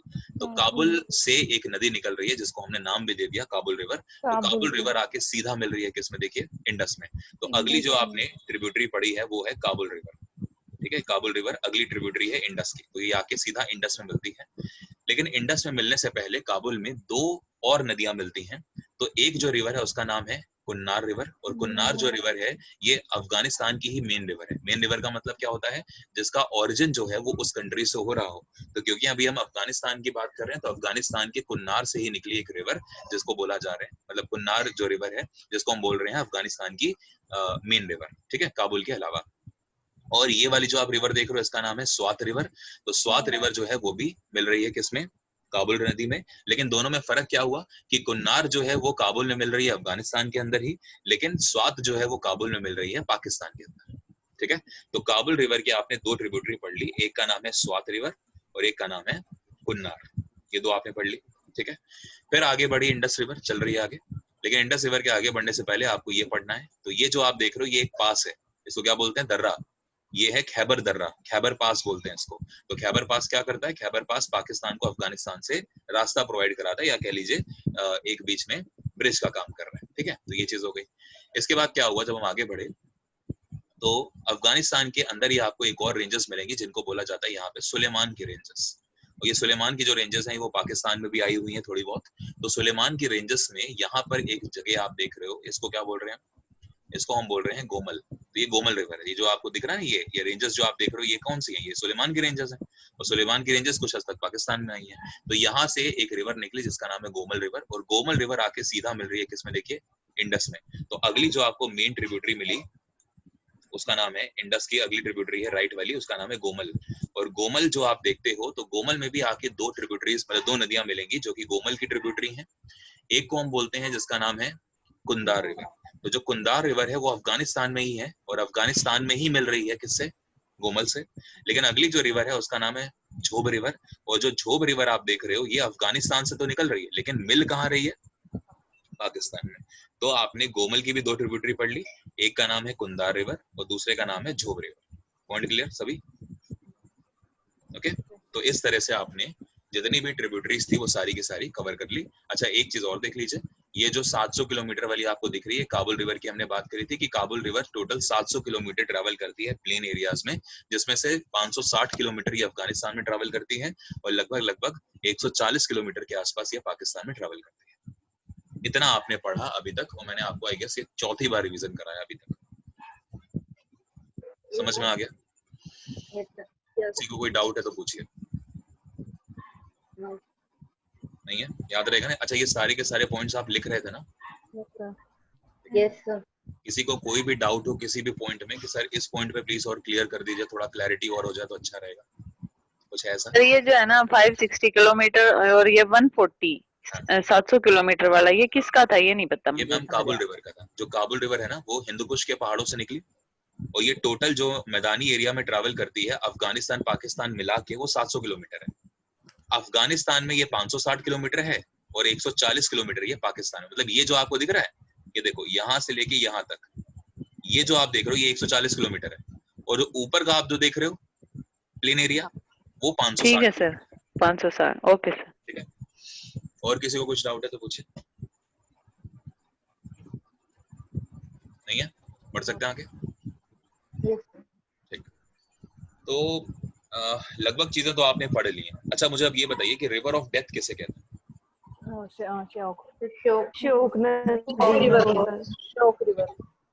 ओके, मुझे ये बताइए कि जो शांदुर लेक है, शांदुर लेक से कौन सी रिवर निकल रही थी?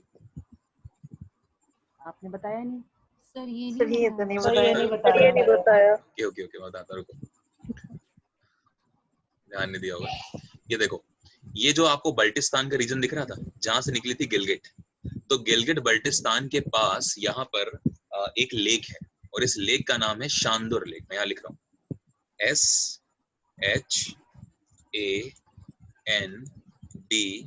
SHANDUR। हमेशा ध्यान रखो कि अगर कभी कोई रिवर निकल रही है तो उसके निकलने के 2 रीजन होंगे। पहला कि वो किन्हीं पहाड़ों से निकल रही हो। पहाड़ों से निकलने का मतलब समझ रहे हैं, हिल्स है नहीं, मतलब ग्लेशियर्स। पहाड़ों में क्या होते हैं, बड़े बड़े हिमनद होते हैं, ग्लेशियर होते हैं, तो या तो वो ग्लेशियर से निकलेगी, वो हिली एरिया होगा, या तो फिर वो किसी लेक से निकलेगी। जैसे अगर मैं आपको एग्जांपल दूं तो आपने वेरीनाग से निकाली थी झेलम, यहाँ पे आपको पता है ना, यहाँ पे कश्मीर में यहाँ पर एक जगह पड़ती है जिसको बोलते हैं वेरीनाग। वेरीनाग एक लेक है, और यहाँ पे आपको मिली थी वुलर झील। तो वेरीनाग से कुछ इस तरह से झेलम निकली, और झेलम ऐसे जाते जाते इंडिया पाकिस्तान के बॉर्डर पे पंजाब एरिया को ट्रैवल करते हुए ये आके मिल गई थी कहाँ पे, इंडस में, सॉरी इंडस कह रहा हूँ, उसमें चिनाब में। और चिनाब में जहाँ ये मिली थी उसका नाम क्या था, झुंग में मिलती है ना। अगर मैं कोशिश करूं, आप कहो तो मैं इसमें राइट बैंक ट्रिब्यूटरीज मिलाने की कोशिश करूं, मतलब लेफ्ट बैंक, कोशिश करते हैं, वैसे काफी कॉम्प्लिकेटेड ना हो जाए। नहीं सर, फिर ना करूं, वैसे हो तो गया, आपको मेन तो आपको समझ में आ गया ना। तो मैं आपको बस ये बता रहा था कि जो ये आपको दिख रहा है, आ गया सर, आ गया ना, समझ में आ गया सर। हाँ ठीक है। ये देखो, ये जो आपको शांदुर दिख रहा है ना, शांदुर, तो ये शांदुर लेक है। तो शांदुर लेक है यहाँ पर, और शांदुर लेक से ही निकलती है गिलगिट रिवर। अब समझ में आ गया। तो यहाँ पे आपने बहुत सारे पॉइंट पढ़े कि जो गिलगिट रिवर है वो बल्टिस्तान का एरिया है, गिलगिट बल्टिस्तान का, पीओके का एरिया है, मुजफ्फराबाद के लगभग आप मान के चलो कुछ हद तक नॉर्थ वेस्ट में ये एरिया लगता है। और ये जो शांदुर लेक है उसमें से ये गिलगिट रिवर निकलती है। तो रिवर निकलने के 2 रीजन, या तो ग्लेशियर से निकलेगी या तो कहीं किसी लेक से निकलेगी। समझ में आ गया। सर मुजफ्फराबाद के लेफ्ट से, क्या मुजफ्फराबाद के लेफ्ट से निकलती है ना, मुजफ्फराबाद के नॉर्थ वेस्ट से निकलती है, नॉर्थ वेस्ट से, लेफ्ट से, नॉर्थ वेस्ट से, ठीक है, उत्तर पश्चिम से निकलती है, ठीक है। चलो, अब इसके अलावा अगर हम बात करें तो यहाँ पर आना चाहेंगे, ये जो आपने एक रिवर यहाँ पढ़ी थी जिसका नाम था स्वात रिवर। अब आप इस स्वात रिवर को ध्यान से समझना, ये बहुत जरूरी है। मैंने अभी बोला ना पाकिस्तान के लिए काफी इंपॉर्टेंट रिवर है, क्यों इंपॉर्टेंट है वो समझिए। मैं यहाँ पे येलो पेन यूज करूंगा, उम्मीद करता हूँ आप समझेंगे। ये जो एरिया पूरा आप देख रहे हो, ये वो एरिया है पाकिस्तान का जहाँ पे स्वात रिवर काफी इंपॉर्टेंट है। हाँ? तो अगर यहाँ पे ये स्वात रिवर आ रही है ना, तो आपको समझना क्या है कि क्योंकि ये स्वात रिवर यहाँ बह रही है, तो ऑफ कोर्स उसके आसपास का जो एरिया होगा ना वो काफी ज्यादा इंपॉर्टेंट है पाकिस्तान के लिए। रीजन बता सकते हैं क्यों इंपॉर्टेंट होगा? सिंचाई के लिए, कल्टीवेशन पर्पस के लिए, इरिगेशन पर्पस के लिए, सिंपल सी बात है। लेकिन मैं आपको एक चीज और बताता हूँ, देखो अगर कभी ये आपकी एक मेन रिवर जा रही है, मान के चलो, और ना उसके नीचे यहाँ पर एक और मेन रिवर है जो कि कुछ ऐसे जा रही है,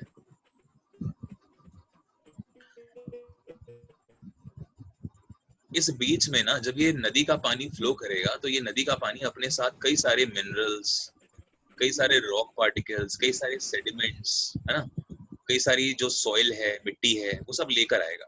तो ये सारा का सारा जो है वो पानी यहाँ पर आपको, मतलब पानी में आपको ये सब चीजें मिलेंगी। आ रहा समझ में?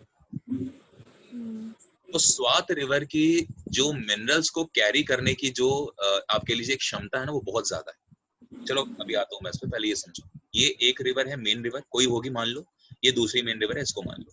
आपने सुना ना नदियों में कई बार फ्लड आ जाता है, बाढ़ आ जाती है, भाई ग्लेशियर पिघल रहे हैं, बाढ़ आ गई। या मान के चलिए कोई लेक है, अगर उस लेक में पानी एकदम से बढ़ गया, बारिश बहुत तेज हो गई, पानी बहुत बढ़ गया, हाई लेवल रीच कर गया, तो क्या होगा, बाढ़ आ जाएगी। तो जब बाढ़ आएगी तो क्या होगा कि जो दोनों नदियां है ना, उन दोनों नदियों का जो पानी है वो यहाँ गिरेगा, यहाँ गिरेगा, यहाँ यहाँ ऐसे, और ये वाली जो नदी है वो भी यहाँ पर इस तरह से पानी गिराएगी, है ना। तो जब ये नदियां अपना पानी यहाँ पर गिरा रही है ना, तो क्या होगा कि ये जो मिनरल, सेडिमेंट्स, रॉक पार्टिकल्स, पत्थर वत्थर, जितनी भी चीजें थी, सॉइल वगैरह, वो सब यहाँ पे डिपॉजिट हो जाएगी। और अगर ये यहाँ पे डिपॉजिट हो जाएगी तो आप क्या समझोगे कि ये पूरा का पूरा जो एरिया है ना, वो इतना ज्यादा फर्टाइल हो गया कि वो वहां पर जो इरिगेशन है ना वो बहुत अच्छे से, समझ में आया ना क्यों फर्टाइल हो गया? क्योंकि इतनी अच्छी सॉइल बन गई, सॉइल की जो फर्टिलिटी है वो इतनी बढ़ गई। क्यों बढ़ गई? बिकॉज मिनरल्स आ रहे हैं, प्लस जब आप इरिगेशन करोगे तो नेचुरल तो फर्टिलिटी उसको मिली हुई है, प्लस आप कुछ अपनी तरफ से भी कुछ ऐड करते हो, कुछ पेस्टिसाइड्स वगैरह। हालांकि करना नहीं चाहिए, ऑर्गेनिक ही फार्मिंग करनी चाहिए, बट स्टिल तो ये होता है। और जब ये इस तरह का पूरा एक क्रिएट होता है ना, तो इसको पता क्या बोलते हो? मतलब ये जो अंदर का एरिया है, इसकी मैं बात कर रहा हूँ, क्या बोलेंगे इस एरिया को, बताइए? जो इतना फर्टाइल एरिया है, इसको क्या बोलोगे?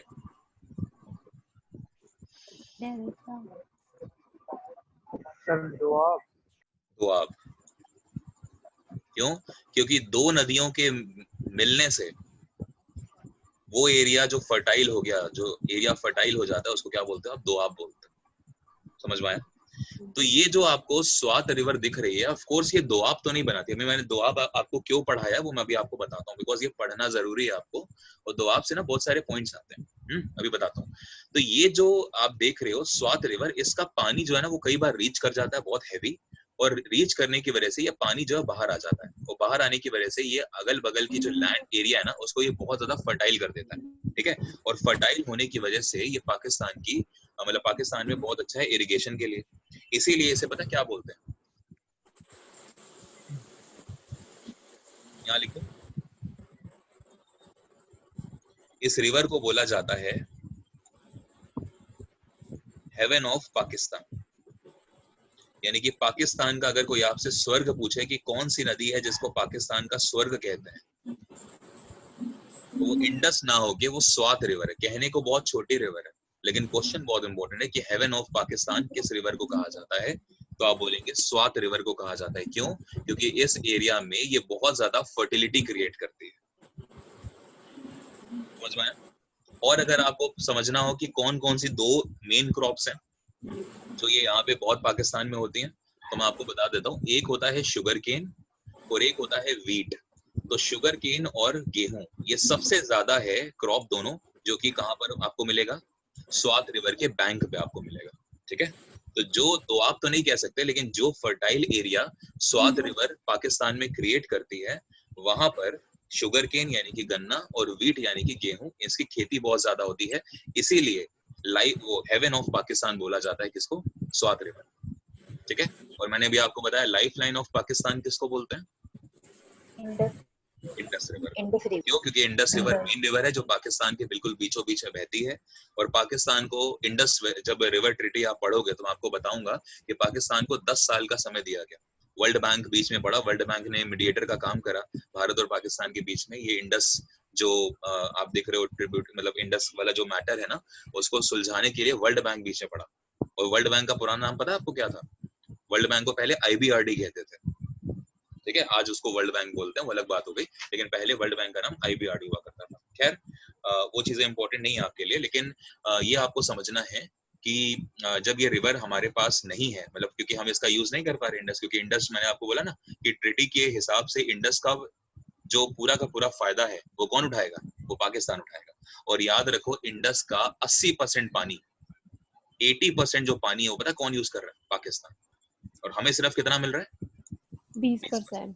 तो आप ऑब्वियसली बात समझ पाओगे, और वो भी 20% पूरा नहीं है, it's almost 19.86 something percent, 19.48 something percent, मतलब 19.48 48 अगर हम बोल दें तो सिर्फ इतना हमको मिलता है। लगभग 80 पॉइंट प्लस जो पूरा का पूरा परसेंटेज है वो पाकिस्तान को। समझ में आई आपको ये सब बातें? आगे बढ़े। Yes sir.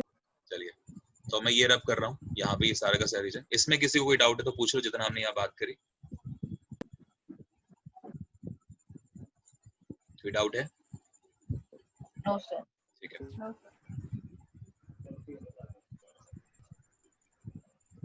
तो आपने इंडस की जो राइट बैंक ट्रिब्यूटरीज हैं वो आपने सारी की सारी पढ़ ली। कितनी है? 5 की 4? 4। ठीक है, 4 ट्रिब्यूटरी हैं, और उन 4 ट्रिब्यूटरी की 5 और ट्रिब्यूटरीज हैं, है ना? एक का नाम क्या था? झोब। एक का नाम क्या था? कुंडार। एक का नाम क्या था? कुन्नार। एक का नाम था स्वात, और एक का नाम था नुब्रा। तो इस तरह से ये 5 जो आप देख रहे हो, इन 5 को हम क्या बोलेंगे? ये ट्रिब्यूटरीज हैं। लेकिन ये इंडस में डायरेक्टली नहीं मिलती। और डायरेक्टली कौन मिलती हैं? एक तो श्योक रिवर, जो कहाँ से निकली? सियाचिन के बगल से, रीमो ग्लेशियर से, जिसको आप सियाचिन ग्लेशियर की टंग कहते हैं, जीप कहते हैं। और यहीं से निकली श्योक रिवर, जिसको बोलते हैं रिवर ऑफ डेथ। फिर अगली मिली आपको गिलगिट। गिलगिट कहाँ से निकली थी? गिलगिट मैंने आपको बताई, बल्टिस्तान से, पीओके। प्रशांत लेक। और लेक का नाम क्या था? चांदुर लेक। चांदुर लेक। ठीक है, अगली आपको मिली काबुल, जो कि अफगानिस्तान में निकलेगी, हिंद कुश की पहाड़ों से निकलेगी ये। और काबुल जो है आपको पता है 700 किलोमीटर ये ट्रैवल करती है, 560 किलोमीटर अफगानिस्तान में और 140 किलोमीटर पाकिस्तान में। लास्ट आपने देखी गोमल रिवर, और गोमल की भी 2 ट्रिब्यूटरी आपने देखी। अच्छा, काबुल की 2 थी, कौन कौन सी? कुन्नार और स्वात। और गोमल की भी आपने 2 देख ली, जिसका नाम है कुंदार और झोंग। ठीक है, अब हम बढ़ रहे हैं आगे दोआब की तरफ। ध्यान से देखिए, मैं आपको यहाँ पढ़ा रहा हूँ, ये दिख रहा है ना आपको यहाँ का एरिया? ठीक है, लेकिन इसको पढ़ाने के लिए मुझे ऑफ कोर्स यार बनानी तो पड़ेंगी लेफ्ट बैंक ट्रिब्यूटरीज। तो बनाऊं मैं जल्दी से, क्योंकि पढ़ाना तो फिर बनानी पड़ेंगी। बस बना के छोड़ देते हैं, बाकी तो चीजें आप लोगों को अच्छे से आती हैं, क्योंकि तभी समझ पाओगे। या अच्छा, अगर चलो ऐसे समझोगे समझ पाओ तो, अगर ना समझ में आए तो बता देना। जब हमने बात करी थी तो सबसे पहले आपको यहाँ पर एक रिवर मिली थी जिसका नाम था झेलम, है ना? झेलम वेरीनाग से निकली, वुलर झील में आई, वुलर झील से निकलते हुए ये कहाँ पर आ गई? पाकिस्तान इंडिया के बॉर्डर पे आ गई, पंजाब एरिया में ट्रैवल करी, और फाइनली ये जाके मिली थी कि यहाँ पर इस तरह से ऐसे रुक गई एक तरह से। ठीक है, ये झेलम था। झेलम के बाद फिर आपको यहाँ पे पता है कि यहाँ पे हिमाचल प्रदेश वाला रीजन था। हिमाचल प्रदेश में 2 नदियां थी, जिसका नाम था, एक का नाम चंद्रा और एक का नाम था भागा। चंद्रा और भागा आगे चली, और ये आगे चल के एक पॉइंट पे मिली जिनका नाम था तंडी। तंडी नामक स्थान पे जब ये मिली, तो अब चंद्रा और भागा का जो कंबाइन पानी है वो कहा जाएगा चिनाब। तो अब ये चिनाब के नाम से जाना जाएगा तंडी के बाद से। तो जब ये चल रही है तो फिर ये आगे ट्रैवल कर रही है। ठीक है, और आगे ट्रैवल करते करते क्या हो रही है? ये चिनाब मेन रिवर यहाँ पर आ रही है इस तरह से। ठीक है, और चिनाब जो है वो आपको पता है कि फाइनली जाके मिलती है पाकिस्तान में, कराची के पोर्ट के पास ये मिलेगी, मिथान कोट में, ये आपको पता है ना? मेन रिवर आपकी चिनाब है, ये रेड वाली। ठीक है, और ये झेलम जो आप देख रहे हो वो आके यहाँ पे मिल गई थी। ठीक, तो जब झेलम और चिनाब आपस में मिले तो इसको हमने क्या नाम दिया था? झुंग। ये जो पॉइंट आपका नाम है, ये झुंग में मिलती है ना? तो अब आपको यहीं पे ये चीज समझनी है, बहुत इंपॉर्टेंट, कि कौन कौन रिवर कहाँ कहाँ मिली। देखो, सबसे पहले अगर हम बात करें तो जो ये झेलम है और ये जो चिनाब है, तो अगर झेलम और चिनाब मिले तो इन्होंने, अभी मैंने आपको बताया ना 2 नदियां, तो जब 2 नदियां मिलेंगी तो ऑफ कोर्स दोआब बनाएंगी। Yes sir. 2 नदियों का जो आब है, 2 नदी, आब का मतलब पानी, जैसे मैंने आपको बताया पंजाब, तो पंजाब में 5 नदियां आ रही थी, है ना भाई? झेलम भी आ रही है, चिनाब भी आ रही है, ब्यास भी आ रही है, रावी भी आ रही है, और नीचे सतलुज भी आ रही है।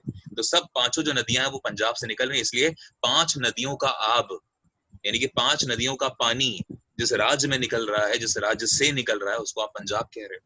और 2 नदियों का पानी जहां से निकलेगा वो दोआब कहलाएगा। तो जो झेलम और चिनाब जो दोआब बनाती हैं, उसका नाम पूछा जाता है कि क्या है, तो उसको बोलते हैं चज, CHAJ। तो दोआब का नाम क्या है? चाज या चज दोआब, याद रहेगा? बोलिए, तो चज दोआब कौन सी 2 नदियां बनाती हैं? तो आप बोलोगे सर झेलम और चिनाब बनाती हैं। ठीक है, पॉइंट क्लियर है था? आगे बढ़ सकते हैं ना? अगली जो आपको मेन रिवर दिखी, उसका नाम क्या होगा? ये जो आपको चंद्रा और भागा जो दोनों प्लेस दिखे, मैंने आपको बताया था ये किसका हिस्सा है? ये आपके बाड़ा लाचा पास का हिस्सा थे, याद है? और बाड़ा लाचा पास के पास ही आपको यहाँ पर एक जगह मिली थी हिमाचल प्रदेश में, जिसको हम बोलते हैं रोहतांग पास। और रोहतांग पास से एक नदी निकली थी जो पंजाब होते हुए सीधा सीधा मिलती है किसमें? चिनाब। ये सीधा सीधा आके मिलती है इसके अंदर, और इसका नाम क्या है? रावी। ये रावी रिवर है ना? जानते हो आप लोग? तो ये आर है, इसको हम रावी कर देते हैं, दिस इज आर। ऊपर वाली जो है दिस इज चिनाब, ऊपर वाली जो है दिस इज झेलम। ठीक है, तो झेलम, चिनाब और नीचे रावी। तो रावी आके इस पॉइंट पे मिली, और जिस पॉइंट पे ये मिलती है, ऊपर तो चलो झुंग था, ये झुंग पॉइंट है, और ये जब रावी जहां से मिलेगी, किससे? चिनाब से, उसको क्या बोल रहे थे हम लोग? सराय सिंधु प्लेस। दिस इज सराय सिंधु। तो सराय सिंधु नाम के स्थान पर जो रावी नदी है वो आके चिनाब में मिलेगी। ठीक है, ठीक है, अच्छी बात है, हो गया। और ये जो रावी नदी है ये किसका हिस्सा था? ये रोहतांग पास का हिस्सा है, रोहतांग पास से ये निकलती है ना?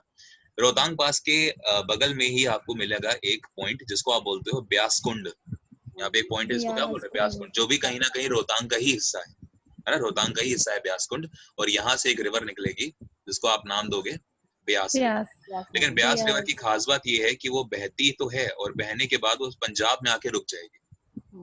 पंजाब में आके क्या हो रही है? वो रुक रही है पंजाब में आके, है ना? हालांकि ये सारी की सारी नदियां थोड़ी कंपेरेटिवली ऊपर हैं, आपको लग रहा होगा कहाँ राजस्थान वाले एरिया में हम आ गए हैं, लेकिन आप ये समझो कि ये ऑफ कोर्स पंजाब ही है ना, क्योंकि थोड़ा पेन भी मोटा है। तो यहाँ पर हम आके रुक गए, ब्यास यहाँ पर आके रुक जाती है, दिस इज ब्यास। और ये कौन सा एरिया था, इसको बोलते हैं ब्यास कुंड। तो ब्यास कुंड से निकलती है ब्यास रिवर। और इसके बाद हमने आपको बताया था कि यहाँ पर है चेमा युंगडुंग ग्लेशियर, ठीक है। और जब चेमा युंगडुंग ग्लेशियर है, अच्छा ये भी मैंने आपको बताया ना कि कुल्लू और मनाली ये दोनों ब्यास नदी के किनारे पर दोनों है। हिल स्टेशन हाँ, ये कुल्लू और मनाली सब दोनों जो है ये ब्यास नदी के किनारे पर है, ये भी मैंने आपको बताया है। तो यहाँ से आई ये रिवर, ये कुछ ऐसे आ रही है, ये आई सबसे पहले कुल्लू, फिर मनाली, फिर मुड़ गई और फिर पंजाब में आके ऐसे रुक गई, है ना। और फिर यहाँ से निकली एक रिवर चेमा डुंगलुंग जो ग्लेशियर है, यानी कि मानसरोवर के पास से, और इसको बोलते हैं हम सतलुज। तो सतलुज जो है वो कहाँ से निकल रही है, हाँ मानसरोवर झील मानसरोवर झील से। हाँ, तो मानसरोवर झील से सतलुज निकल रही है। और ये जब इंडिया में एंटर करेगी तो कैसे एंटर करेगी बताइए? शिवकिला पास से, शिवकिला पास से, शिवकिला पास से हिमाचल प्रदेश। हाँ, हिमाचल प्रदेश में शिवकिला पास से एंटर हिमाचल प्रदेश में। अच्छा, इसके अलावा और कुछ जानते हैं आप सतलुज नदी के बारे में? सतुद्री इसका पुराना नाम है सर। पुराना, उस पे तो अभी हम आ जाएंगे, वो तो सारे के सारे भी हम कंप्लीट कर लेंगे एक साथ। याद रखिएगा जब ये यहाँ से निकलती है ना, तो यहाँ पे एक जगह पड़ती है जिसको बोलते हैं राखस ताल, ये भी आप ध्यान रख सकते हो। मतलब आगे पड़ेगी, हालांकि जब ये आ जाएगी सतलुज हमारे यहाँ पे हिमाचल में एंट्री कर जाएगी इस पास के थ्रू। यहाँ पे पास कौन सा था, दिस इज शिवकिला पास। शिवकिला पास। तो ये शिवकिला पास से एंटर कर रही है, और एंटर करते करते फिर फाइनली ये नीचे ब्यास के पैरेलल हो रही है, और फिर फाइनली यहाँ पर ब्यास से मिल रही है ना। तो यहाँ पर ये ब्यास रिवर आके इसमें मिल जाती है, इसमें सतलुज में। ये वाली एस रिवर है सतलुज, और ये जो पास दिख रहा है इसका नाम क्या है? इसका नाम था शिवकिला पास। और फिर ये आगे बढ़ी और फिर ये जाके आके मिल गई आपके यहाँ पे। इसका नाम क्या हमने दिया था? वो जगह जहाँ पर आपकी ब्यास और सतलुज मिलती है उसको बोलते हैं हरिके। हरिके, ये हरिके प्लेस है, यहीं पे हरिके बैराज बनाया गया है, यहीं से इंदिरा गांधी कैनाल निकाली गई है, और यहीं से अगर हम बात करें तो कौन सा डैम था? भाखड़ा नागल डैम, जो कि पंजाब में है ना। ये आपको पता सारी की सारी। अच्छा चलो ठीक है, यहाँ तक तो कोई दिक्कत नहीं है, पास में भाखड़ा नागल हो गया। अब इसके बाद जब ये रिवर यहाँ आके मिल गई तो इसको हमने क्या नाम दिया था? सराय सिंधु के नीचे कौन सी जगह है? बहावलपुर। तो बहावलपुर में चनाब से मिलती है कौन? सतलुज। ये सारे के सारे पॉइंट आपके पाकिस्तान में। तो आप देखो सब मेन रिवर आके पाकिस्तान में गिर रहे हैं, इसलिए पाकिस्तान, मैंने बोला ना कि टॉप 5 कंट्रीज में पाकिस्तान सबसे बेस्ट है, मतलब इरिगेशन में, जो अपने यहाँ पे इरिगेशन सिस्टम जिसका बहुत अच्छा है। चलिए ये हो गया। अब हम वापस आते हैं यहाँ पे। तो जब आपने ये चीज नोटिस करी कि जो आपको ये वाला दोआब मिला जो झेलम और चिनाब बना रहे थे, इसका नाम था चज। अब अगली कौन है देखो, अगला वाला कौन मिलेगा आपको? झेलम और चिनाब तो मिल गए, अब चिनाब में मिली कौन? रावी, है ना। तो यानी कि अब जो दोआब बनेगा वो चिनाब और साल के बारे में कुछ बता रहे थे। राक्षस साल ये बता रहे थे हम यहाँ पे। ये जो एरिया है ना, जब ये एंटर करती है तो यहाँ पे पास में एक जगह पड़ेगी जिसको आप बोलते हो राक्षस ताल। मतलब ये पूछा जाता है कि ताल है, तालाब टाइप का है, बस और कुछ नहीं है। उस तालाब का नाम पूछ लेते हैं कभी कभी कि सतलुज कौन से तालाब से निकलती है ना, मतलब को पास करती है, तो वो राक्षस ताल है। ठीक है, आ गया मंजू जी? Yes sir. आपने पूछा था ना, ठीक है चलो आगे बढ़ते हैं। तो जब झेलम और चनाब आपने देख ली तो यहाँ पर जो दोआब था वो चस था। अब चनाब और रावी की बात आती है। देखो अगली दोनों कौन है? चनाब, हम सीरियल से पढ़ रहे हैं। तो चनाब और रावी जब आपस में मिलेंगे तो ऑफ कोर्स ये दो नदियां तो ये भी दोआब का निर्माण करेंगी, है ना। तो बताइए चनाब और रावी कौन सा निर्माण करेंगी? रचना दोआब। इसका नाम है रचना, RACHNA। तो रचना दोआब अगर कोई आपसे पूछे कि किन दो नदियों के बीच में रचना दोआब है, तो आप बोलोगे चनाब और रावी के बीच में। ठीक है, दोआब लिख लीजिएगा, Rachna Doab, this is A last में। फिर जब चनाब और रावी आपने कवर करी तो अब आपको क्या मिलेगी?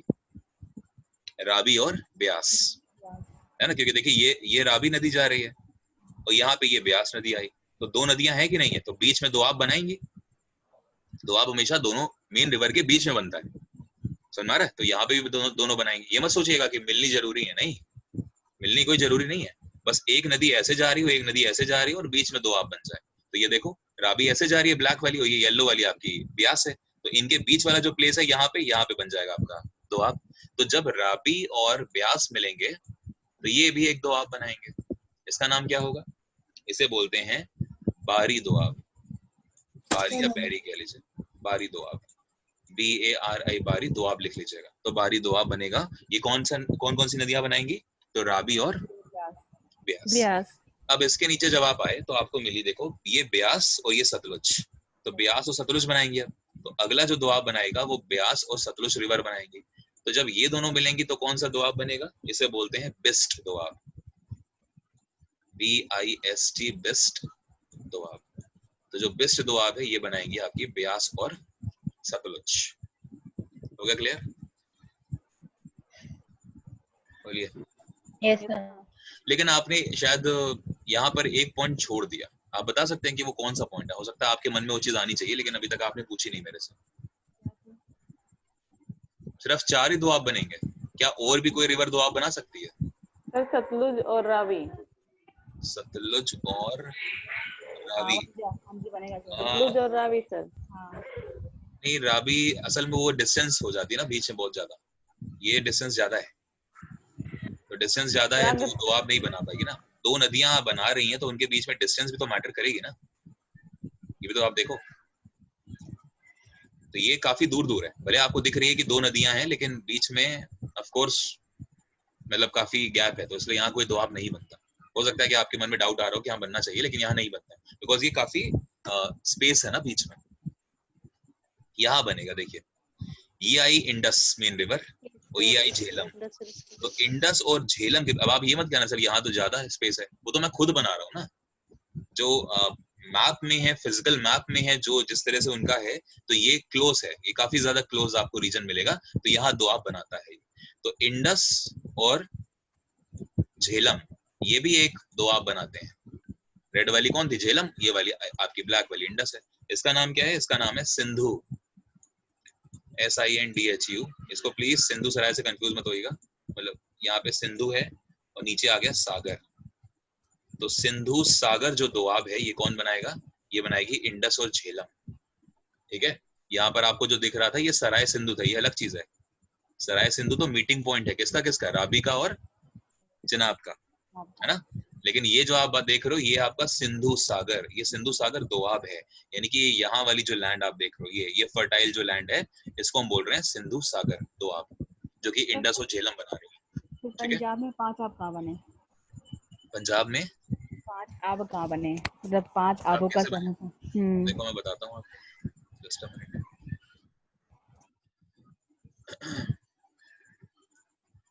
पंजाब में 3 रिवर हैं जो कि मेन रिवर है पंजाब की, मतलब है तो 5 ही, लेकिन जो पंजाब के मेन एरिया से होके बहेंगी वो 3 है। अब इसको ऐसे समझो कि मान के चलो कि ये जो आपको एरिया दिख रहा है दिस इज पंजाब, ऊपर का जो एरिया है दिस इज जम्मू, है ना, जम्मू टेरिटरी। ये जो आपको एरिया दिख रहा है this is Ladakh region, sorry Himachal region. ठीक है, नीचे आपका यहाँ पे आपका उत्तराखंड रीजन लग जाएगा, ये पूरा आपको पता है, ये पूरी बाउंड्री फिर आगे ऐसे इंडिया की जा रही है, ये वाली, है ना। मैं यहाँ वाले एरिया की बात कर रहा हूँ, पूरी जो मैंने अलग से बना दिया। अब आप देखो ध्यान से क्या हुआ कि दूसरा पेन यूज करता हूँ। झेलम निकली पंजाब से, सॉरी जम्मू से। यहाँ पे जो आप देख रहे हो इसका नाम है वेरीनाग, वेरीनाग से निकलती है। वेरीनाग एक झील है, मैंने आपको बताया ना रिवर 2 जगह से निकल सकती है, या तो ग्लेशियर से या तो लेक से, 2 जगह मेन ओरिजिन होते हैं।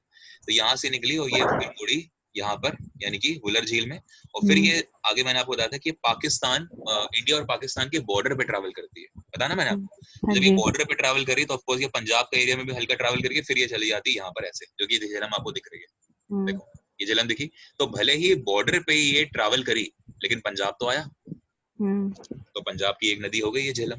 भले बॉर्डर पे चल रही है तो लेकिन बॉर्डर के जो गांव होंगे, बॉर्डर का जो एरिया होगा पंजाब का, वो पानी यूज करते होंगे ना।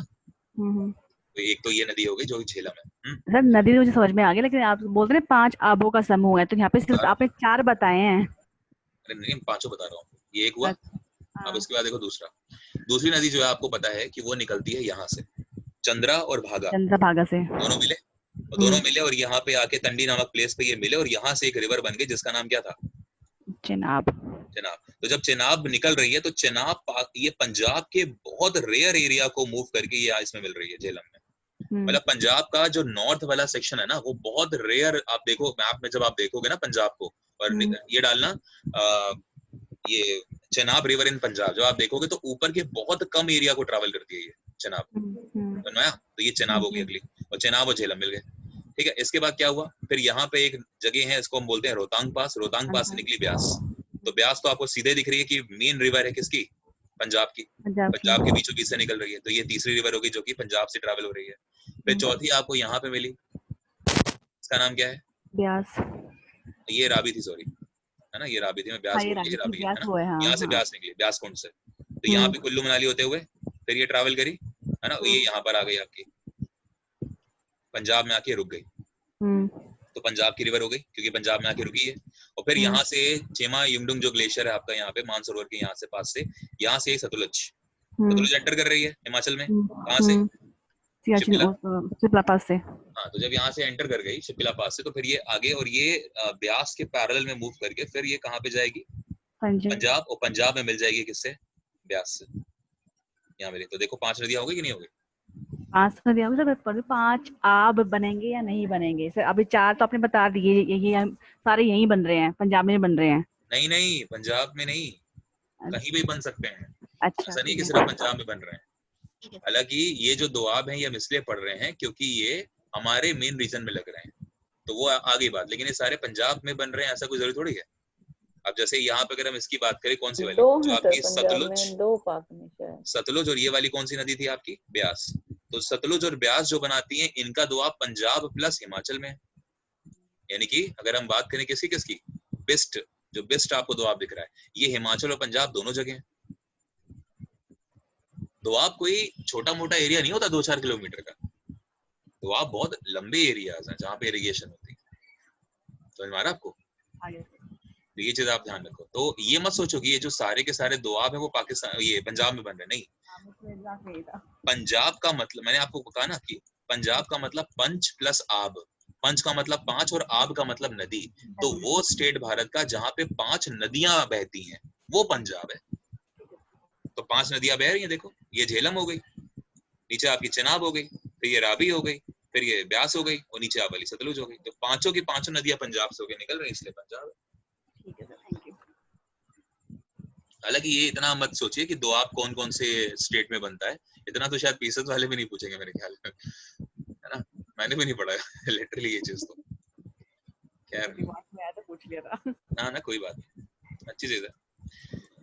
हाँ, तो ठीक है, तो आपके दोआब भी सारे कवर हो गए। दोआब में किसी को कोई डाउट है तो पूछ लीजिए। जैसे ये वाला दोआब आपको जो दिख रहा है, ये आपका सिंधु सागर दोआब, तो ये यहाँ बन रहा है, और ये देखो ये पंजाब थोड़ी है ना, तो यहाँ बन रहा है इंडस और झेलम के बीच में। हाँ जी, कोई डाउट किसी को तो बताइए। नहीं, किरण जी एक बार स्क्रीनशॉट लीजिए और ग्रुप पे शेयर कर दीजिए।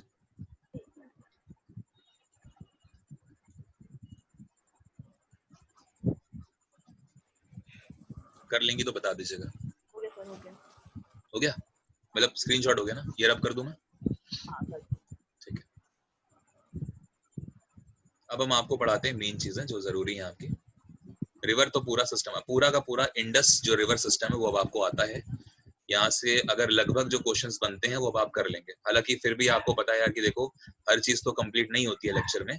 अब आपको बाकी की जो स्टडी है वो ऑफकोर्स आपको सेल्फ स्टडी करनी पड़ेगी अगर आप डिटेल पढ़ रहे हैं, डिटेल में पढ़ रहे हैं सब चीजों को। बट जो मेन पॉइंट है, अगर 70 से 80% जो मेन पॉइंट है वो तो मैं आपको पढ़ा चुका हूँ सारे, है ना। बाकी तो कोई भी किताब आप जानते हैं पूरी कंप्लीट नॉलेज आपको नहीं दे सकती, कुछ ना कुछ एक्स्ट्रा बच ही जाता है।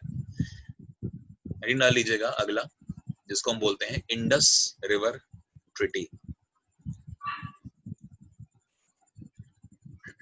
इंडस रिवर ट्रीटी यानी कि सिंधु नदी की संधि। ट्रीटी को हिंदी में संधि कहते हैं। तो आपको ये पढ़ना है।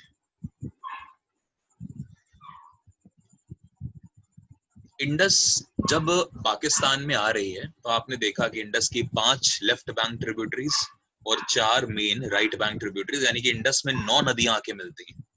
देख लिया आपने ये चीज, 9 नदियां तो है ही है, प्लस जो 9 नदियां मिल रही हैं, जो मेन रिवर्स हैं, उनकी भी आगे ट्रिब्यूटरीज होती हैं जो कि आप देख चुके हो, है ना।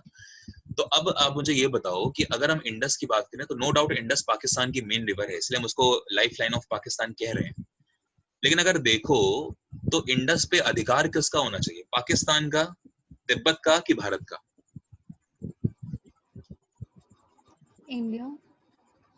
पहली बात तो तिब्बत का, क्योंकि निकली कहाँ से? तिब्बत से। तो पहला जो अधिकार बनता है इंडस पे वो तो किसका बनेगा? तिब्बत का। हालांकि जो ट्राइब्यूनल्स हैं इंटरनेशनल लेवल पे, जो ट्राइब्यूनल्स काम करते हैं, उनका कहना ये है कि जो नदियां हैं, जो पहाड़ हैं, जो ये नहरें हैं, ओशंस हैं, है ना, इनके ऊपर किसी एक पर्टिकुलर देश का कभी भी हक नहीं हो सकता अनलेस एंड अनटिल कि वो पूरे की पूरी चीज उसी देश में हो, है ना। लेकिन अगर कभी बॉर्डर्स पे आ रही है तो फिर सभी देश उसका बराबर यूज करेंगे। और बहुत ज्यादा अगर डिस्प्यूट है तो भैया इंटरनेशनल लेवल पे ऑर्गेनाइजेशंस बने हुए हैं, जाइए और वहां पे जाके अपना केस रखिए, देखा जाएगा, उसको चेक करेंगे, जज करेंगे, और जिसके फेवर में जाएगा, जैसा आपको वर्डिक्ट दिया जाएगा, उस बेसिस पे फिर अब आप काम करोगे। यही इंटरनेशनल पॉलिसीज हैं, इसी को डिप्लोमेसी बोलते हो आप। तो सारी चीजें ठीक थी, लेकिन अगर हम थोड़ी देर के लिए तिब्बत को हटा दें तो फिर इंडिया जो है मेन पॉइंट हो जाता है इंडस का। क्योंकि अगर आप देखो कि अगर हम यहाँ पे दमचौक में डैम बना दें और हम इंडस के पानी को रोक लें, तो अगर दमचौक में इंडस का पानी रुक गया यहाँ पर, तो बताइए ये इंडस की ये सब निकलेंगी? ये पूरी जो मेन इंडस रिवर जिसमें मेन पानी आ रहा है वो आएगा नहीं? मेन इंडस रिवर ही रुक जाएगी पाकिस्तान के लिए। अगर दमचौक में या बीच में जो आपको लद्दाख की रेंजेस में जो दुंगाटी प्लेस था, या फिर चिलास है, बीच में भी इंडिया में बहुत जगहों पे मैदानी एरिया में ये बहती है, भाई हम रोक के क्या करेंगे? अगर हमने डैम बनाया तो देखो, डैम हमने बना लिया, डैम ऊंचाई पे बनाते हैं, आपको पता है, डैम में पानी को रोक दिया जाता है और ऊंचाई से पानी को गिराएंगे, नीचे टरबाइन होगी, टरबाइन की ब्लेड के ऊपर जैसे ही पानी पड़ेगा टरबाइन घूमेगी, ठीक है, और टरबाइन घूमेगी तो मैकेनिकल एनर्जी में कन्वर्ट हो जाएगा। यानी कि जो आपकी ये एनर्जी है, ये कौन सी एनर्जी होती है बताइए? जब आप ऊपर से गिराते हो उसको क्या बोलते हो? Sir potential. ये पोटेंशियल एनर्जी है। पोटेंशियल भी है प्लस इसमें काइनेटिक तो होती है क्योंकि रनिंग है। तो पोटेंशियल और काइनेटिक एनर्जी जो है आपकी, ये मैकेनिकल एनर्जी में कन्वर्ट हो रही है, और मैकेनिकल एनर्जी इसको फर्दर इलेक्ट्रिकल एनर्जी में कन्वर्ट कर रहा है। मैकेनिकल एनर्जी क्यों? क्योंकि देखो पंखा घूम रहा है, टरबाइन के जो फैन है वो घूम रहे हैं, फैन घूमेंगे तो ये आगे एक शाफ्ट से कनेक्टेड होगी, शाफ्ट आगे जाके रोटेटर से कनेक्टेड होगा, रोटेटर आगे जाके डायनामो से कनेक्टेड होगा, डायनामो घूमेगा तो फिर बिजली बनेगी।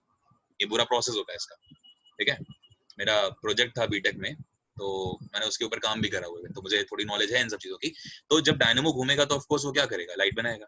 तो हम, हमारे लिए तो अच्छी चीज है ना कि हम डैम बना के बढ़िया जम्मू कश्मीर में क्या करें, बढ़िया से सप्लाई भेजें। और जम्मू कहीं ना कहीं बहुत परेशान है, जब से ये इंडस ट्रीटी साइन हो गई पंडित जवाहरलाल नेहरू के बीच में और पाकिस्तान के बीच में, तब से जम्मू कश्मीर बेचारा बहुत परेशान है। क्यों? क्योंकि इसको इंडस साफ साफ मना कर दिया गया कि इंडस को छू भी नहीं सकते आप। मतलब इंडिया को मना कर दिया गया कि इंडस टच भी नहीं करोगे आप। और इवन इंडस ही नहीं, इंडस के साथ साथ दो और मेन नदियां, वो इंडिया टच भी नहीं कर सकता। तो जब टच नहीं कर सकता तो ऑफ कोर्स आप देखो जम्मू रीजन में बिजली बनने का कोई और दूसरा सोर्स ही नहीं है, इंडस ही सोर्स थी, और इंडस को हम कुछ कर नहीं सकते। बाकी जो हमारे पास हैं वो ऊपर है, ऊपर का मतलब पीओके वाले एरिया में, वहां पे बनाएंगे तो पाकिस्तान चिल्लाता है। अक्साई चिन में एक नदी है जरूर, लेकिन वहां पर भी चाइना चिल्लाएगा। और बाकी जो आपको एरिया दिखता है लद्दाख का, वहां पे कोई मेन रिवर है ही नहीं है जिससे हम डैम बना के जम्मू कश्मीर को क्या कर सके, बिजली दे सके, यानी कि हाइड्रो जो पावर प्लांट है वो बना सके, तो बन ही नहीं सकते। तो ये सबसे बड़ा रीजन है जम्मू कश्मीर में कि वो लोग इतने बेचारे परेशान होते हैं। आगे चलिए, खैर, तो क्वेश्चन ये है कि अगर इंडिया ने इंडस पे डैम बना लिया तो फिर पाकिस्तान क्या करेगा? प्रॉब्लम में आ जाएगा कि नहीं आ जाएगा? बताइए। जब आएगा तो उस समय पाकिस्तान के राष्ट्रपति हैं, या कह लीजिए जो वहां पे मेजर चीफ है वहां के आर्मी के, वो राष्ट्रपति हैं वहां के, और उनका नाम है अयूब खान। अयूब खान, ठीक है, बहुत ही ज्यादा आप कह लीजिए कुटिल स्वभाव के व्यक्ति बताए जाते हैं अयूब खान, और पाकिस्तान से, मतलब इंडिया से बहुत ज्यादा जलते थे ऐसा कहा जाता है। तो अयूब खान उस समय भारत के पाकिस्तान के प्रेसिडेंट यानी कि राष्ट्रपति हैं, और इंडिया में इस समय प्रेसिडेंट है, क्योंकि आप जानते हैं कि सारी की सारी जो काम होते हैं वो सारे के सारे राष्ट्रपति के नाम पे तो होते हैं, लेकिन करता कौन है भारत में? Prime minister. तो उस समय भारत में प्रधानमंत्री हैं पंडित जवाहरलाल नेहरू, ठीक है। और 1900 बात हम यहाँ पर करते हैं, 1960 में इंडस जो ट्रीटी है वो साइन होगी अयूब खान और पंडित जवाहरलाल नेहरू के बीच में, जब हस्ताक्षर होंगे, ठीक है, दोनों हस्ताक्षर करेंगे और इंडस ट्रीटी जो है वो साइन कर दी जाएगी। लेकिन ये जो इंडस ट्रीटी है वो इतनी आसानी से नहीं हो गई थी। 1960 में भले ही ट्रीटी साइन कर दी गई, लेकिन 1960 से पहले भी भूमिका जो आपको जाननी है। 1958 की अगर हम बात करें तो 1958 से, ठीक है, लगभग आजादी के मान के चलिए 11 साल के बाद से ही पाकिस्तान जो है ये इंडस पे अपना अधिकार दिखाने लगा, और कहीं ना कहीं पाकिस्तान को ये लगा कि यार हम तो इनसे अलग हो गए हैं। अच्छा, दूसरी बात, यहाँ पर जो आपको पूर्वी दिखता है ये बांग्लादेश है ना, ये वाले, सॉरी ये जो पूर्वी आपको बांग्लादेश दिखता है, इसको भी लेके कहीं ना कहीं ठनाठनी हो रही थी कि भैया यहाँ का जो एडमिनिस्ट्रेशन था वो कौन संभालेगा। मैंने आपको पढ़ाया ये चीज, जब मैंने आपको पूर्वी पाकिस्तान बांग्लादेश बताया तो मैंने आपको बताया था कि लगातार जो है वो दंगे चल रहे हैं बांग्लादेश में, है ना, कि भाई कोई तो रूल करो आके अच्छे से, इतना बड़ा स्टेट है कैसे काम चलेगा। और बांग्लादेश उसमें बहुत बड़ा स्टेट था, स्टेट कहते थे पहले कंट्री को, आज भी कंट्री को स्टेट कहते हैं। आप कभी भी कॉन्स्टिट्यूशन अगर आप इंडिया का पढ़ोगे तो आपको वहां पे कंट्री वर्ड नहीं मिलेगा, आपको स्टेट वर्ड मिलेगा। India shall be the union of states. तो वहां पर स्टेट्स की बात क्या कर रहे हैं कि जो 28 राज्य हैं, लेकिन जब इंडिया एज अ कंट्री को आप रिप्रेजेंट करोगे तो आप वहां पर भी स्टेट का नाम लोगे कि इंडिया भी एक क्या है, स्टेट है। तो इंडिया को डेमोक्रेटिक कंट्री तो बोलते हैं, लेकिन इंडिया को डेमोक्रेटिक स्टेट भी बोला जाता है। स्टेट यहाँ पे कहीं ना कहीं कंट्री को ही रिप्रेजेंट कर रहा होता है। आप कभी पढ़िए संविधान को तो आपको ये सब चीजें वहां मिलेंगे, तब आपका दिमाग घूमेगा बहुत बुरा वाला कि स्टेट क्यों कह रहे हो, है ना। तो बहुत दिक्कत होती है। खैर, तो हुआ क्या कि पाकिस्तान को ये लगा कि अगर कभी इंडिया ने डैम बना लिया तो इंडस का पानी रुक जाएगा, तो दिक्कत होगी। या फिर अगर पाकिस्तान इंडिया ने क्या करा कि इंडस के पानी को थोड़ा सा डाइवर्ट कर लिया अपने यहाँ पे, केनाल निकाल दी, नहरें निकाल दी, वैसे जो सिंचाई के लिए, इरिगेशन के लिए, तो पाकिस्तान को लगा यार कि बड़ी दिक्कत हो जाएगी, है ना। समझ में आ रहा है। और दूसरी बात, तीसरा मेन पॉइंट था कि पाकिस्तान और इंडिया के बीच में ठानाठानी तो रहती थी, मतलब पाकिस्तान विश्वास नहीं करता था इंडिया पे। हालांकि हमारी जो नीतियां हैं वो बहुत शुरू से आप कह लीजिए नेशन फ्रेंडली रही हैं, अपने लिए भी और दूसरों के लिए भी। अगर हमें लगता है कि कोई चीज देने से हमारा ज्यादा नुकसान नहीं है तो हम पाकिस्तान दे देते हैं, तो उससे छोटी चीजें तो बहुत ही दी होंगी हमने, आप सोचो, है ना। तो ये सब चीजें थी जो पाकिस्तान के कहीं ना कहीं मन में आ रही थी। तो फाइनली क्या हुआ कि अयूब खान ने ये बात उठा दी, और प्लस और जो लोकल गवर्नमेंट के वहां के नेता थे उन्होंने ये बात उठा दी कि भैया इंडिया जो है वो क्या कर रहा है, इंडिया कहीं ना कहीं ये काम खराब करेगा। और हुआ भी। क्यों हुआ उसको सुनो, मैं आपको बताता हूँ, यहीं से थोड़ा सा चीज समझिएगा। झेलम की एक ट्रिब्यूटरी है, मैंने भी आपको थोड़ी देर पहले बताया था, ये सब हटा रहे हैं। अब आपको ये चीज समझ में आ गई कि इंडस ट्रीटी साइन कब हुई थी, 1960 में, और किन दो देशों के बीच में हुई, तो आप बोलोगे इंडिया और पाकिस्तान के बीच में, ठीक है। और इसके अलावा किसने किसने साइन करी, तो पंडित जवाहरलाल नेहरू भारत की तरफ से, और पाकिस्तान की तरफ से वहां के राष्ट्रपति जिनका नाम था अयूब खान। क्लियर है इतना? अब हुआ क्या कि झेलम की एक ट्रिब्यूटरी है जिसका नाम है किशन गंगा। किशन गंगा ये एक ट्रिब्यूटरी है। तो हुआ ये कि किशन गंगा पे अब अभी मैंने आपको बताया ना कि जम्मू कश्मीर में देखो कोई भी बेचारा जम्मू कश्मीर वालों के लिए कोई मेन रिवर नहीं है। तो इंडिया को लगा यार कि इंडस है, तो झेलम है, तो झेलम का क्या करते हैं, जो पानी है ना झेलम का, क्योंकि किशन गंगा इसमें आई रही थी, तो इन्होंने झेलम को बिल्कुल छेड़ा भी नहीं। किसने? इंडिया वालों ने। इंडिया ने झेलम को नहीं छेड़ा, लेकिन इंडिया ने क्या करा, ये सोचा कि चलो किशन गंगा तो हमारी खुद की रिवर है, तो कम से कम किशन गंगा के ऊपर हम डैम बनाएंगे और ये हाइड्रो जो प्रोजेक्ट है ये शुरू करते हैं और जम्मू कश्मीर को क्या करते हैं, बिजली सप्लाई कराते हैं। लेकिन आपको पता है कि किशन गंगा किसकी ट्रिब्यूटरी है? झेलम की। और जब झेलम की ट्रिब्यूटरी और झेलम आके किसमें मिल रही है? चिनाब में। फाइनली चिनाब आके मिल रही थी इंडस में, आपको पता है। तो कहीं ना कहीं इनको ये लगा कि यार जो झेलम है वो ऑफकोर्स पाकिस्तान में आ रही है, झेलम पाकिस्तान में आ रही है, आपको पता है। तो जब पाकिस्तान में आ रही है तो पाकिस्तान ने देखा कि झेलम का पानी अचानक से क्या हो गया, कम हो गया है, और झेलम के पानी में उतना फ्लो नहीं है जितना था, मतलब जितने क्यूबिक सेंटीमीटर का पानी आता था झेलम में उतना नहीं आ रहा। तो पाकिस्तान का दिमाग खराब हुआ। पाकिस्तान ने जब देखा कि क्या हो रहा है तो पाकिस्तान को पता लगा कि इंडिया जो है वो झेलम नहीं बल्कि जो किशन गंगा जो कि झेलम की ट्रिब्यूटरी है उसके ऊपर काम कर रहा है, डैम बना रहा है। तो ऑफकोर्स जब किशन गंगा पे डैम आप बनाओगे तो वो क्या होगा, झेलम का पानी रुकेगा, झेलम में उतना पानी नहीं आएगा। भाई वैरी नाग से कितना पानी निकाल लोगे, लेक से या वुलर से कितना पानी निकाल लोगे। लेकिन झेलम की एक ट्रिब्यूटरी किशन गंगा भी थी। तो जब किशन गंगा है और किशन गंगा पे इंडिया डैम बना रहा है तो दिक्कत हुई। तो पाकिस्तान क्या करा, पाकिस्तान तुरंत इसको लेके चला गया यूएनओ में, ठीक है। पाकिस्तान इसको यूएनओ में लेके चला गया किशन गंगा वाले प्रोजेक्ट को। और फिर आज तक ये जो प्रोजेक्ट आप देख रहे हो ये कहीं ना कहीं क्या है, पेंडिंग है। समझ में आया? तो अब जब यूएनओ में गया तो फिर प्रॉब्लम हुई। तो फिर वहां पर क्या हुआ मैं आपको बताता हूँ। जब ये मतलब ट्रिटी साइन हुई तो साइन होने के पहले ऑफ कोर्स विवाद तो हो ही रहे हैं बहुत सारे। और जब ये ट्रिटी के लिए जो चीजें 1958 में हमने अप्लाई कर दिया था, 1958 में हमने अप्लाई कर दिया कि चलो ठीक है ये बात लेके जाएंगे हम इंटरनेशनल ट्राइब्यूनल में, यूएनओ में नहीं गई, ये इंटरनेशनल ट्राइब्यूनल में गई थी ये बात, ठीक है। तो वहां पर ये बोल दिया गया 1958 में कि भैया आप लोग एक काम करो, आपस में एक ट्रिटी कर लो, बहुत जरूरी है। और ट्रिटी कर लोगे तो फिर उसमें अपना डिसाइड कर लो कि किस तरह से आपको पानी यूज करना है पूरी नदियों का। लेकिन उस समय पाकिस्तान ने आनाकानी करी, पाकिस्तान ने कहा कि नहीं हम तो नहीं करेंगे, और फाइनली 12 साल लगा दिए पाकिस्तान ने। 1960 में जाके देखो ये ट्रीटी साइन हो रही है। तो 1958 में नहीं करी, 1960 में जाके ट्रीटी होती, सॉरी ये 1951 है, ठीक है, 1951, और ये 9 सालों के बाद ऐसा हुआ। समझ में आया आपको? बोलिए। 1951 में हमने बोल दिया कि ट्रीटी कर लो, लेकिन ट्रीटी नहीं हुई, ट्रीटी जाके हुई 1960 में, तो 9 सालों के बाद ये ट्रीटी हुई। अब हुआ क्या कि जब ये हमने 1951 में अप्लाई करा तो बीच में पड़ा वर्ल्ड बैंक। वर्ल्ड बैंक हमारा मीडिएटर था इंडिया और पाकिस्तान के बीच में, जो कहीं ना कहीं इंडस के पानी के ऊपर एक बहुत इंपॉर्टेंट वर्डिक्ट देने वाला था। और वर्ल्ड बैंक का पुराना नाम मैंने आपको बताया था, क्योंकि उस समय वर्ल्ड बैंक नहीं कहते थे, क्या कहते थे? IBRD, international bank for reconstruction and development. IBRD का फुल फॉर्म था इंटरनेशनल बैंक, ठीक है, फॉर ये रिकंस्ट्रक्शन एंड डेवलपमेंट, ये IBRD का उस समय फुल फॉर्म था। तो IBRD बीच में पड़ा और IBRD ने कहा कि एक काम करो, तुम लोग मिलके अपना काम कर लो, सल्टा लो पूरा मैटर, अच्छा रहेगा। क्योंकि अगर हमारे पास आएगा और हमने जब जो वर्डिक्ट दिया, तो क्योंकि इंटरनेशनल लेवल पे आप आए और आपको मानना पड़ेगा, ना तो ये पाकिस्तान माना ना हम माने। हमने भी बोला कि नहीं भाई, हमारी मेन रिवर है, हमारे यहाँ से निकल रही है, तो हम कैसे पाकिस्तान को दे दें।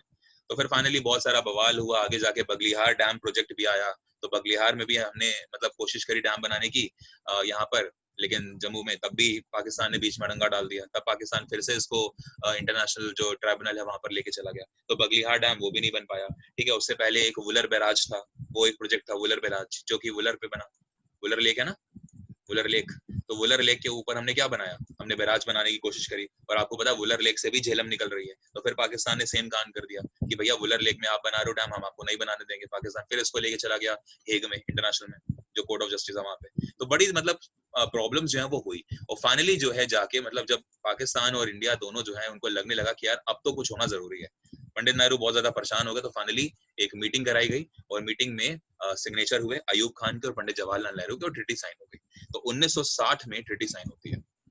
और अगर कोई आपसे पूछे कब होती है, तो 31 मार्च का टाइम था जब ऑफिशियली, हालांकि नवंबर में ही ट्रीटी साइन हो गई थी, मतलब साइन नहीं हुई थी, नवंबर में ही ट्रीटी के जो रूल्स और रेगुलेशंस थे उनके ऊपर फॉलो करना या फिर उनको इम्प्लीमेंट करना शुरू हो गया था। लेकिन जो ऑफिशियली हस्ताक्षर करे हैं दोनों देशों के प्रमुख ने, वो 31 मार्च 1960 को करे हैं। तो इस दिन से माना जाता है कि ट्रीटी जो है वो इफेक्टिव हुई। हालांकि जो रेगुलेशंस हैं, वो रूल्स हैं, वो सब पहले से ही चलते आ रहे थे और हम मान रहे थे।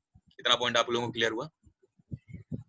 तो मेरे ख्याल ट्रीटी अब आपको समझ में आ गई होगी कि ट्रीटी क्यों करी हमने, क्योंकि इंडस के पानी को लेके बहुत ज्यादा जो है डिस्प्यूट हुए, और हमने इंडस को कुछ नहीं करा, हमने झेलम को भी कुछ नहीं करा, लेकिन वो रिवर्स जो हमारे यहाँ पे खुद ओरिजिन हुई हैं, हमने उनके ऊपर करने की कोशिश करी, तब भी पाकिस्तान ने हमें रोक दिया, और पाकिस्तान इन मैटर्स को जाके ले गया इंटरनेशनल लेवल पे, राइट।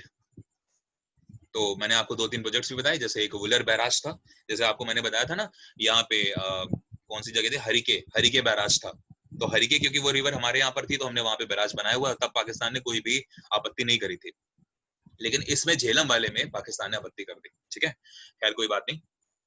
और मैंने आपको बताया कि बगलिहार जो डैम प्रोजेक्ट है वो भी पाकिस्तान ने फंसाया, और जो किशन गंगा डैम प्रोजेक्ट है वो भी पाकिस्तान ने फंसाया। तो इस तरह से कई सारे प्रोजेक्ट्स हैं जो कि फंस गए। अब ट्रीटी हो गई, अब ट्रीटी हो गई तो फिर ट्रीटी के भी तो कुछ रूल्स और रेगुलेशंस होंगे, वो आपको पढ़ने जरूरी है। आखिरकार अगर ये ट्रीटी हुई तो इंडिया का जो नुकसान है वो क्या हुआ, तो देखिए, इंडस, झेलम, चनाब, रावी, ब्यास और सतलुज, ये 6 नदियां होती हैं, आप जानते हैं। तो जब ट्रीटी हुई तो इसमें मुझे आप ये बताओ कि सबसे लंबी नदी कौन सी है इनमें से? इंडस। ये दी हमने किसको? पाकिस्तान को। इसके बाद अगली जो रिवर थी वो कौन सी थी? झेलम। और झेलम पे तो इतना सारा बवाल कर दिया पाकिस्तान ने, तो ऑफकोर्स झेलम तो जानी थी हमारे हाथ से, झेलम हमारे हाथ से चली गई। इसके बाद अगली रिवर आ गई चनाब, और चनाब जो है वो और बड़ी एक रिवर है, मतलब अगर हम बात करें अच्छी रिवर है, अच्छी खासी, जो कि देखो मेन रिवर, ये रेड वाली दिख रही है आपको, ये अभी मैंने ग्रीन कर दी है, देख रहे हो? तो चनाब देखो कितना ज्यादा ट्रैवल कर रही है और इंडस में जाके मिल रही है, ये ग्रीन वाली, तो चनाब भी चली गई हमारे हाथ से। तो फाइनली अगर हम बात करें तो 3 नदियां जो है वो हमारे हाथ से निकल गई, और 1960 में ये साफ साफ बोल दिया गया IBRD के द्वारा कि आप इन तीनों नदियों का जो पानी है वो आपके जितने भी अगल बगल के जो इस नदियों के जो बॉर्डर एरिया के गांव हैं वो तो इस पानी का यूज करेंगे, लेकिन कभी भी आप इसका पानी डाइवर्ट नहीं कर सकते, कभी भी आप इन नदियों के ऊपर कोई डैम नहीं बना सकते, और इतना ही नहीं, इन नदियों पे तो बना ही नहीं सकते, और इन नदियों की जो ट्रिब्यूटरीज हैं उनके ऊपर भी आप कभी भी कुछ नहीं कर सकते। ये बात फिर बाद में बोल दी गई, हालांकि ये बात रिटर्न में नहीं है कि इनकी ट्रिब्यूटरीज के ऊपर आप काम नहीं कर सकते। इंडिया ने करने की कोशिश करी, जैसे किशन गंगा प्रोजेक्ट, वो बाद की चीज है, इंडस वैली ट्रीटी के बाद में हुआ था ये, है ना, किशन गंगा प्रोजेक्ट। तो पाकिस्तान ने ये बोल दिया कि देखो ट्रीटी का वायलेशन कर रहे हैं यार ये लोग, है ना, कि झेलम का जो पानी है वो कम कर दिया, जबकि बोला गया है कि झेलम के पानी को नुकसान नहीं पहुंचना चाहिए। इंडिया ने तर्क दिया कि भाई हम तो जो है किशन गंगा को यूज कर रहे हैं, और किशन गंगा झेलम की ट्रिब्यूटरी है, तो हम क्या करें, हमारे यहाँ की मेन रिवर है, हम तो जम्मू कश्मीर को पानी देंगे ना। लेकिन नहीं, और फाइनली क्या हुआ, आज तक वो मैटर जो है पेंडिंग पड़ा हुआ है। खैर उस पर जब भी वर्डिक्ट आएगा तो देखेंगे। तो ये हो गया, ऐसे ही चेनाब भी हमारे हाथ से चली गई। ठीक है, तो ये 3 नदियां आ गई पाकिस्तान के पास।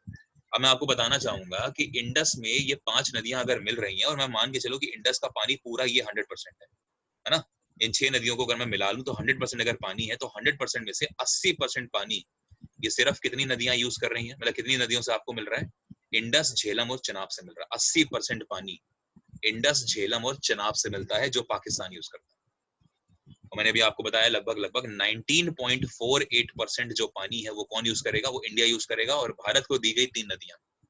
ठीक है, कौन कौन सी, राबी, ब्यास और सतलुज। यानी कि नीचे वाली 3 नदियों का जो पानी है वो पाकिस्तान यूज ना करेगा, बल्कि इंडिया यूज करेगा, और पाकिस्तान इसमें कुछ नहीं बोल सकता। ठीक है, भले इंडिया इस पे डैम बनाए, भले इंडिया इसके पानी को डाइवर्ट करे, कोई दिक्कत नहीं है, लेकिन ऊपर की जो 3 नदियां हैं, चाहे इंडस हो जाए, चाहे झेलम हो जाए, चाहे चेनाब हो जाए, इन तीनों के पानी को इंडिया बिल्कुल भी ना तो रोकेगा, ना ही इसके ऊपर कोई डैम बनाएगा।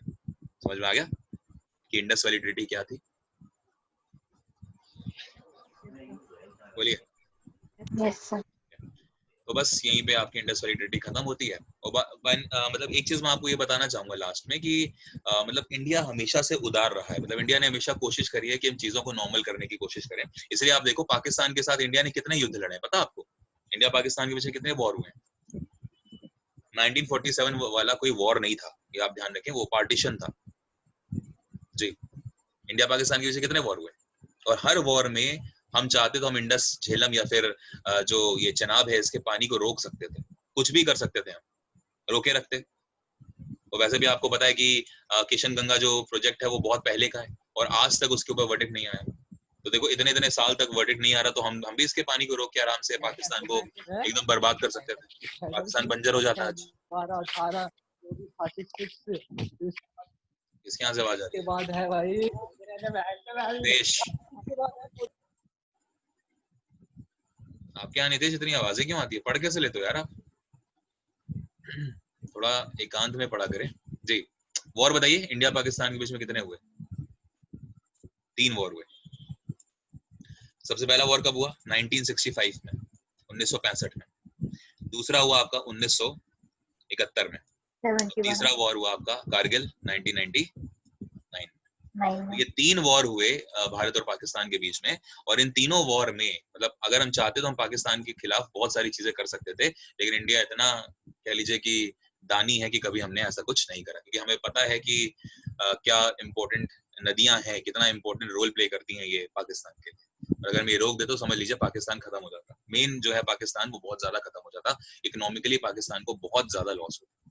स्टिल पाकिस्तान के पास नदियां थी, राइट बैंक ट्रिब्यूटरीज हैं, कई सारी नदियां पाकिस्तान से भी निकलती हैं जो मैंने आपको बताई हैं, जैसे स्वात रिवर पाकिस्तान की खुद की रिवर है, और भी नदियां इधर उधर से कहीं ना कहीं से आ रही है, कोई हिंद कुश से आ रही है, कोई सुलेमान की रेंजेस से आ रही है, कोई कहीं से आ रही है, लेकिन फिर भी इंडस अगर रुक जाती तो बड़ी दिक्कत हो जाती। ठीक, तो हेंस आपका खत्म होता है एक बहुत बड़ा रिवर जो सिस्टम है, हिमालयन रिवर सिस्टम 3 होते हैं, इंडस, गंजेस और ब्रह्मपुत्रा। इंडस आज आपने खत्म कर लिया 2 लेक्चर्स के फॉर्म। उम्मीद करता हूँ कि आपको इंडस समझ में आई होगी। बोलिए। Yes sir. Yes sir.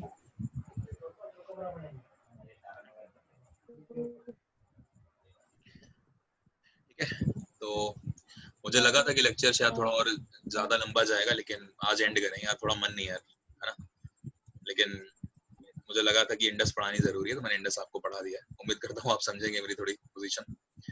और कल वाली जो आपकी क्लास है, कल मैं आपको बताना चाहूंगा जो स्पेशल वाले बच्चे हैं, आपकी मैम की क्लास होगी 5 बजे से, और कल रात को हमारी क्लास होगी आपके साथ करंट अफेयर्स की। ठीक है, और उस क्लास में आप जरूर आए करंट अफेयर्स वाली में, बिकॉज बहुत इंपॉर्टेंट करंट अफेयर्स है। मैं आपको लिटरली बताऊं तो अगस्त में इतने ज्यादा इंपॉर्टेंट करंट अफेयर्स हैं कि पूछे जाएंगे, जैसे यूपीएससी के चेयरमैन चेंज कर दिया गया है ना। आपको पता है सीआरपीएफ के अभी तक जो एडिशनल जो डायरेक्टर जनरल थे वो अभी तक के कौन थे, जो बीएसएफ वाले थे, याद है नाम उनका? बीएसएफ के डायरेक्टर जनरल का नाम क्या था? सीआरपीएफ का अभी तक कोई मतलब नहीं था, केयर टेकिंग थे बीएसएफ वाले। नाम बताइए, बीएसएफ के डायरेक्टर जनरल का नाम क्या है? पढ़ाया आपको करंट अफेयर्स में?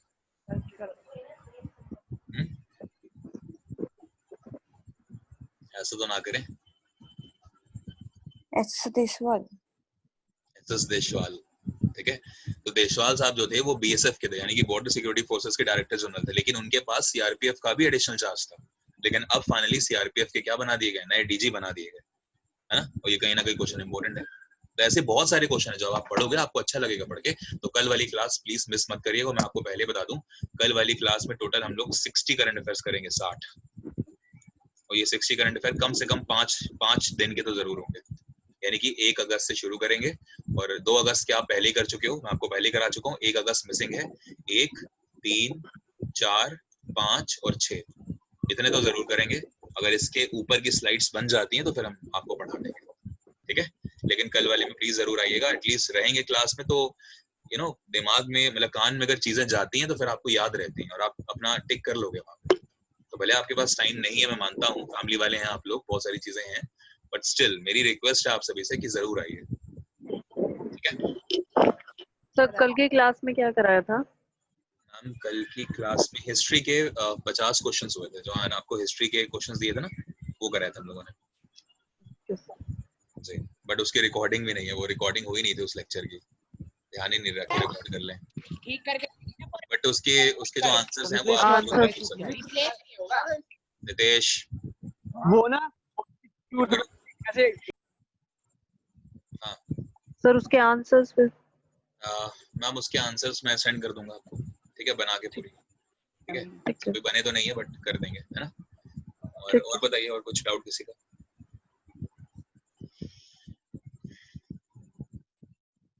इंडस समझ में आई आप लोगों को अच्छे से ना? बिल्कुल सही। यस ठीक है। तो सर एक और लेक्चर था जिसमें बांग्लादेश और म्यांमार कवर हुआ था सर, उसका वीडियो शेयर कर देंगे? उसका क्या वीडियो शेयर कर दें? हाँ यूट्यूब पे। ये मेरा स्टार्टिंग का मिस हुआ था, बाकी पार्ट मैंने कवर किया है। वो नेटवर्क इशू की वजह से मिस हुआ था सर। पहले तो मुझे ढूंढना पड़ेगा वाला लेक्चर कि लैपटॉप में कहाँ है, और ठीक है कर देंगे शेयर। Thank you sir. और किसी को कोई लेक्चर चाहिए तो बता दीजिए, फिर लगे हाथ वो भी कर देंगे सभी लोग। जब एक बच्चे की डिमांड हो रही है पूरी तो फिर बाकियों की भी तो होनी चाहिए। ज्योति जी हिस्ट्री वाला लेक्चर रिकॉर्ड ही नहीं हुआ था, वरना मैं वो भी कर देता फिर, क्योंकि आप सभी मेरे लिए बराबर हैं। तो ऑफ कोर्स एक बच्चे के लिए हो रहा है तो फिर बाकी जिनके छूटे हैं वो भी आप बता दीजिए। हालांकि मेरे ख्याल स्टैटिक जीके के कई सारे लेक्चर अपलोडेड हैं। अच्छा स्टैटिक जीके के कितने हमने कर लिए अभी तक? टॉपिक बताइए एक बार। ओलंपिक्स पढ़ लिया हमने एक टॉपिक, दूसरा कौन सा पढ़ा?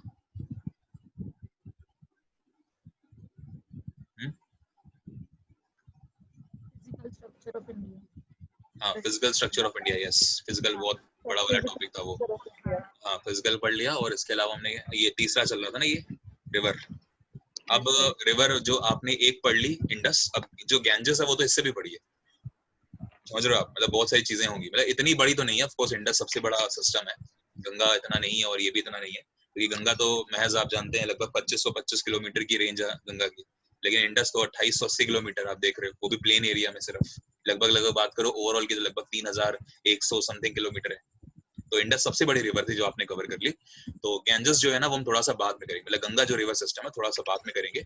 नेक्स्ट वाली क्लास में हम आपको स्टैटिक जीके के दूसरे कुछ जो छोटे टॉपिक हैं जो एक क्लास में निपट जाएंगे वो करेंगे, ठीक है। और उसके बाद फिर 2-3 टॉपिक करने के बाद फिर से गंगा जो रिवर सिस्टम है वो पढ़ना शुरू कर देंगे, क्योंकि एक साथ मैंने पूरे रिवर्स पढ़ा दिए तो आप परेशान हो जाओगे, आपको भी अच्छा नहीं लगेगा, मुझे भी बोरिंग लगेगा, ठीक है।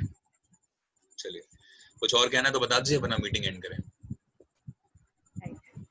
सर ये भूटान और म्यांमार मेरे साथ भी शेयर कर सकते हैं जी? तो भूटान और म्यांमार मेरा भी छूटा हुआ है।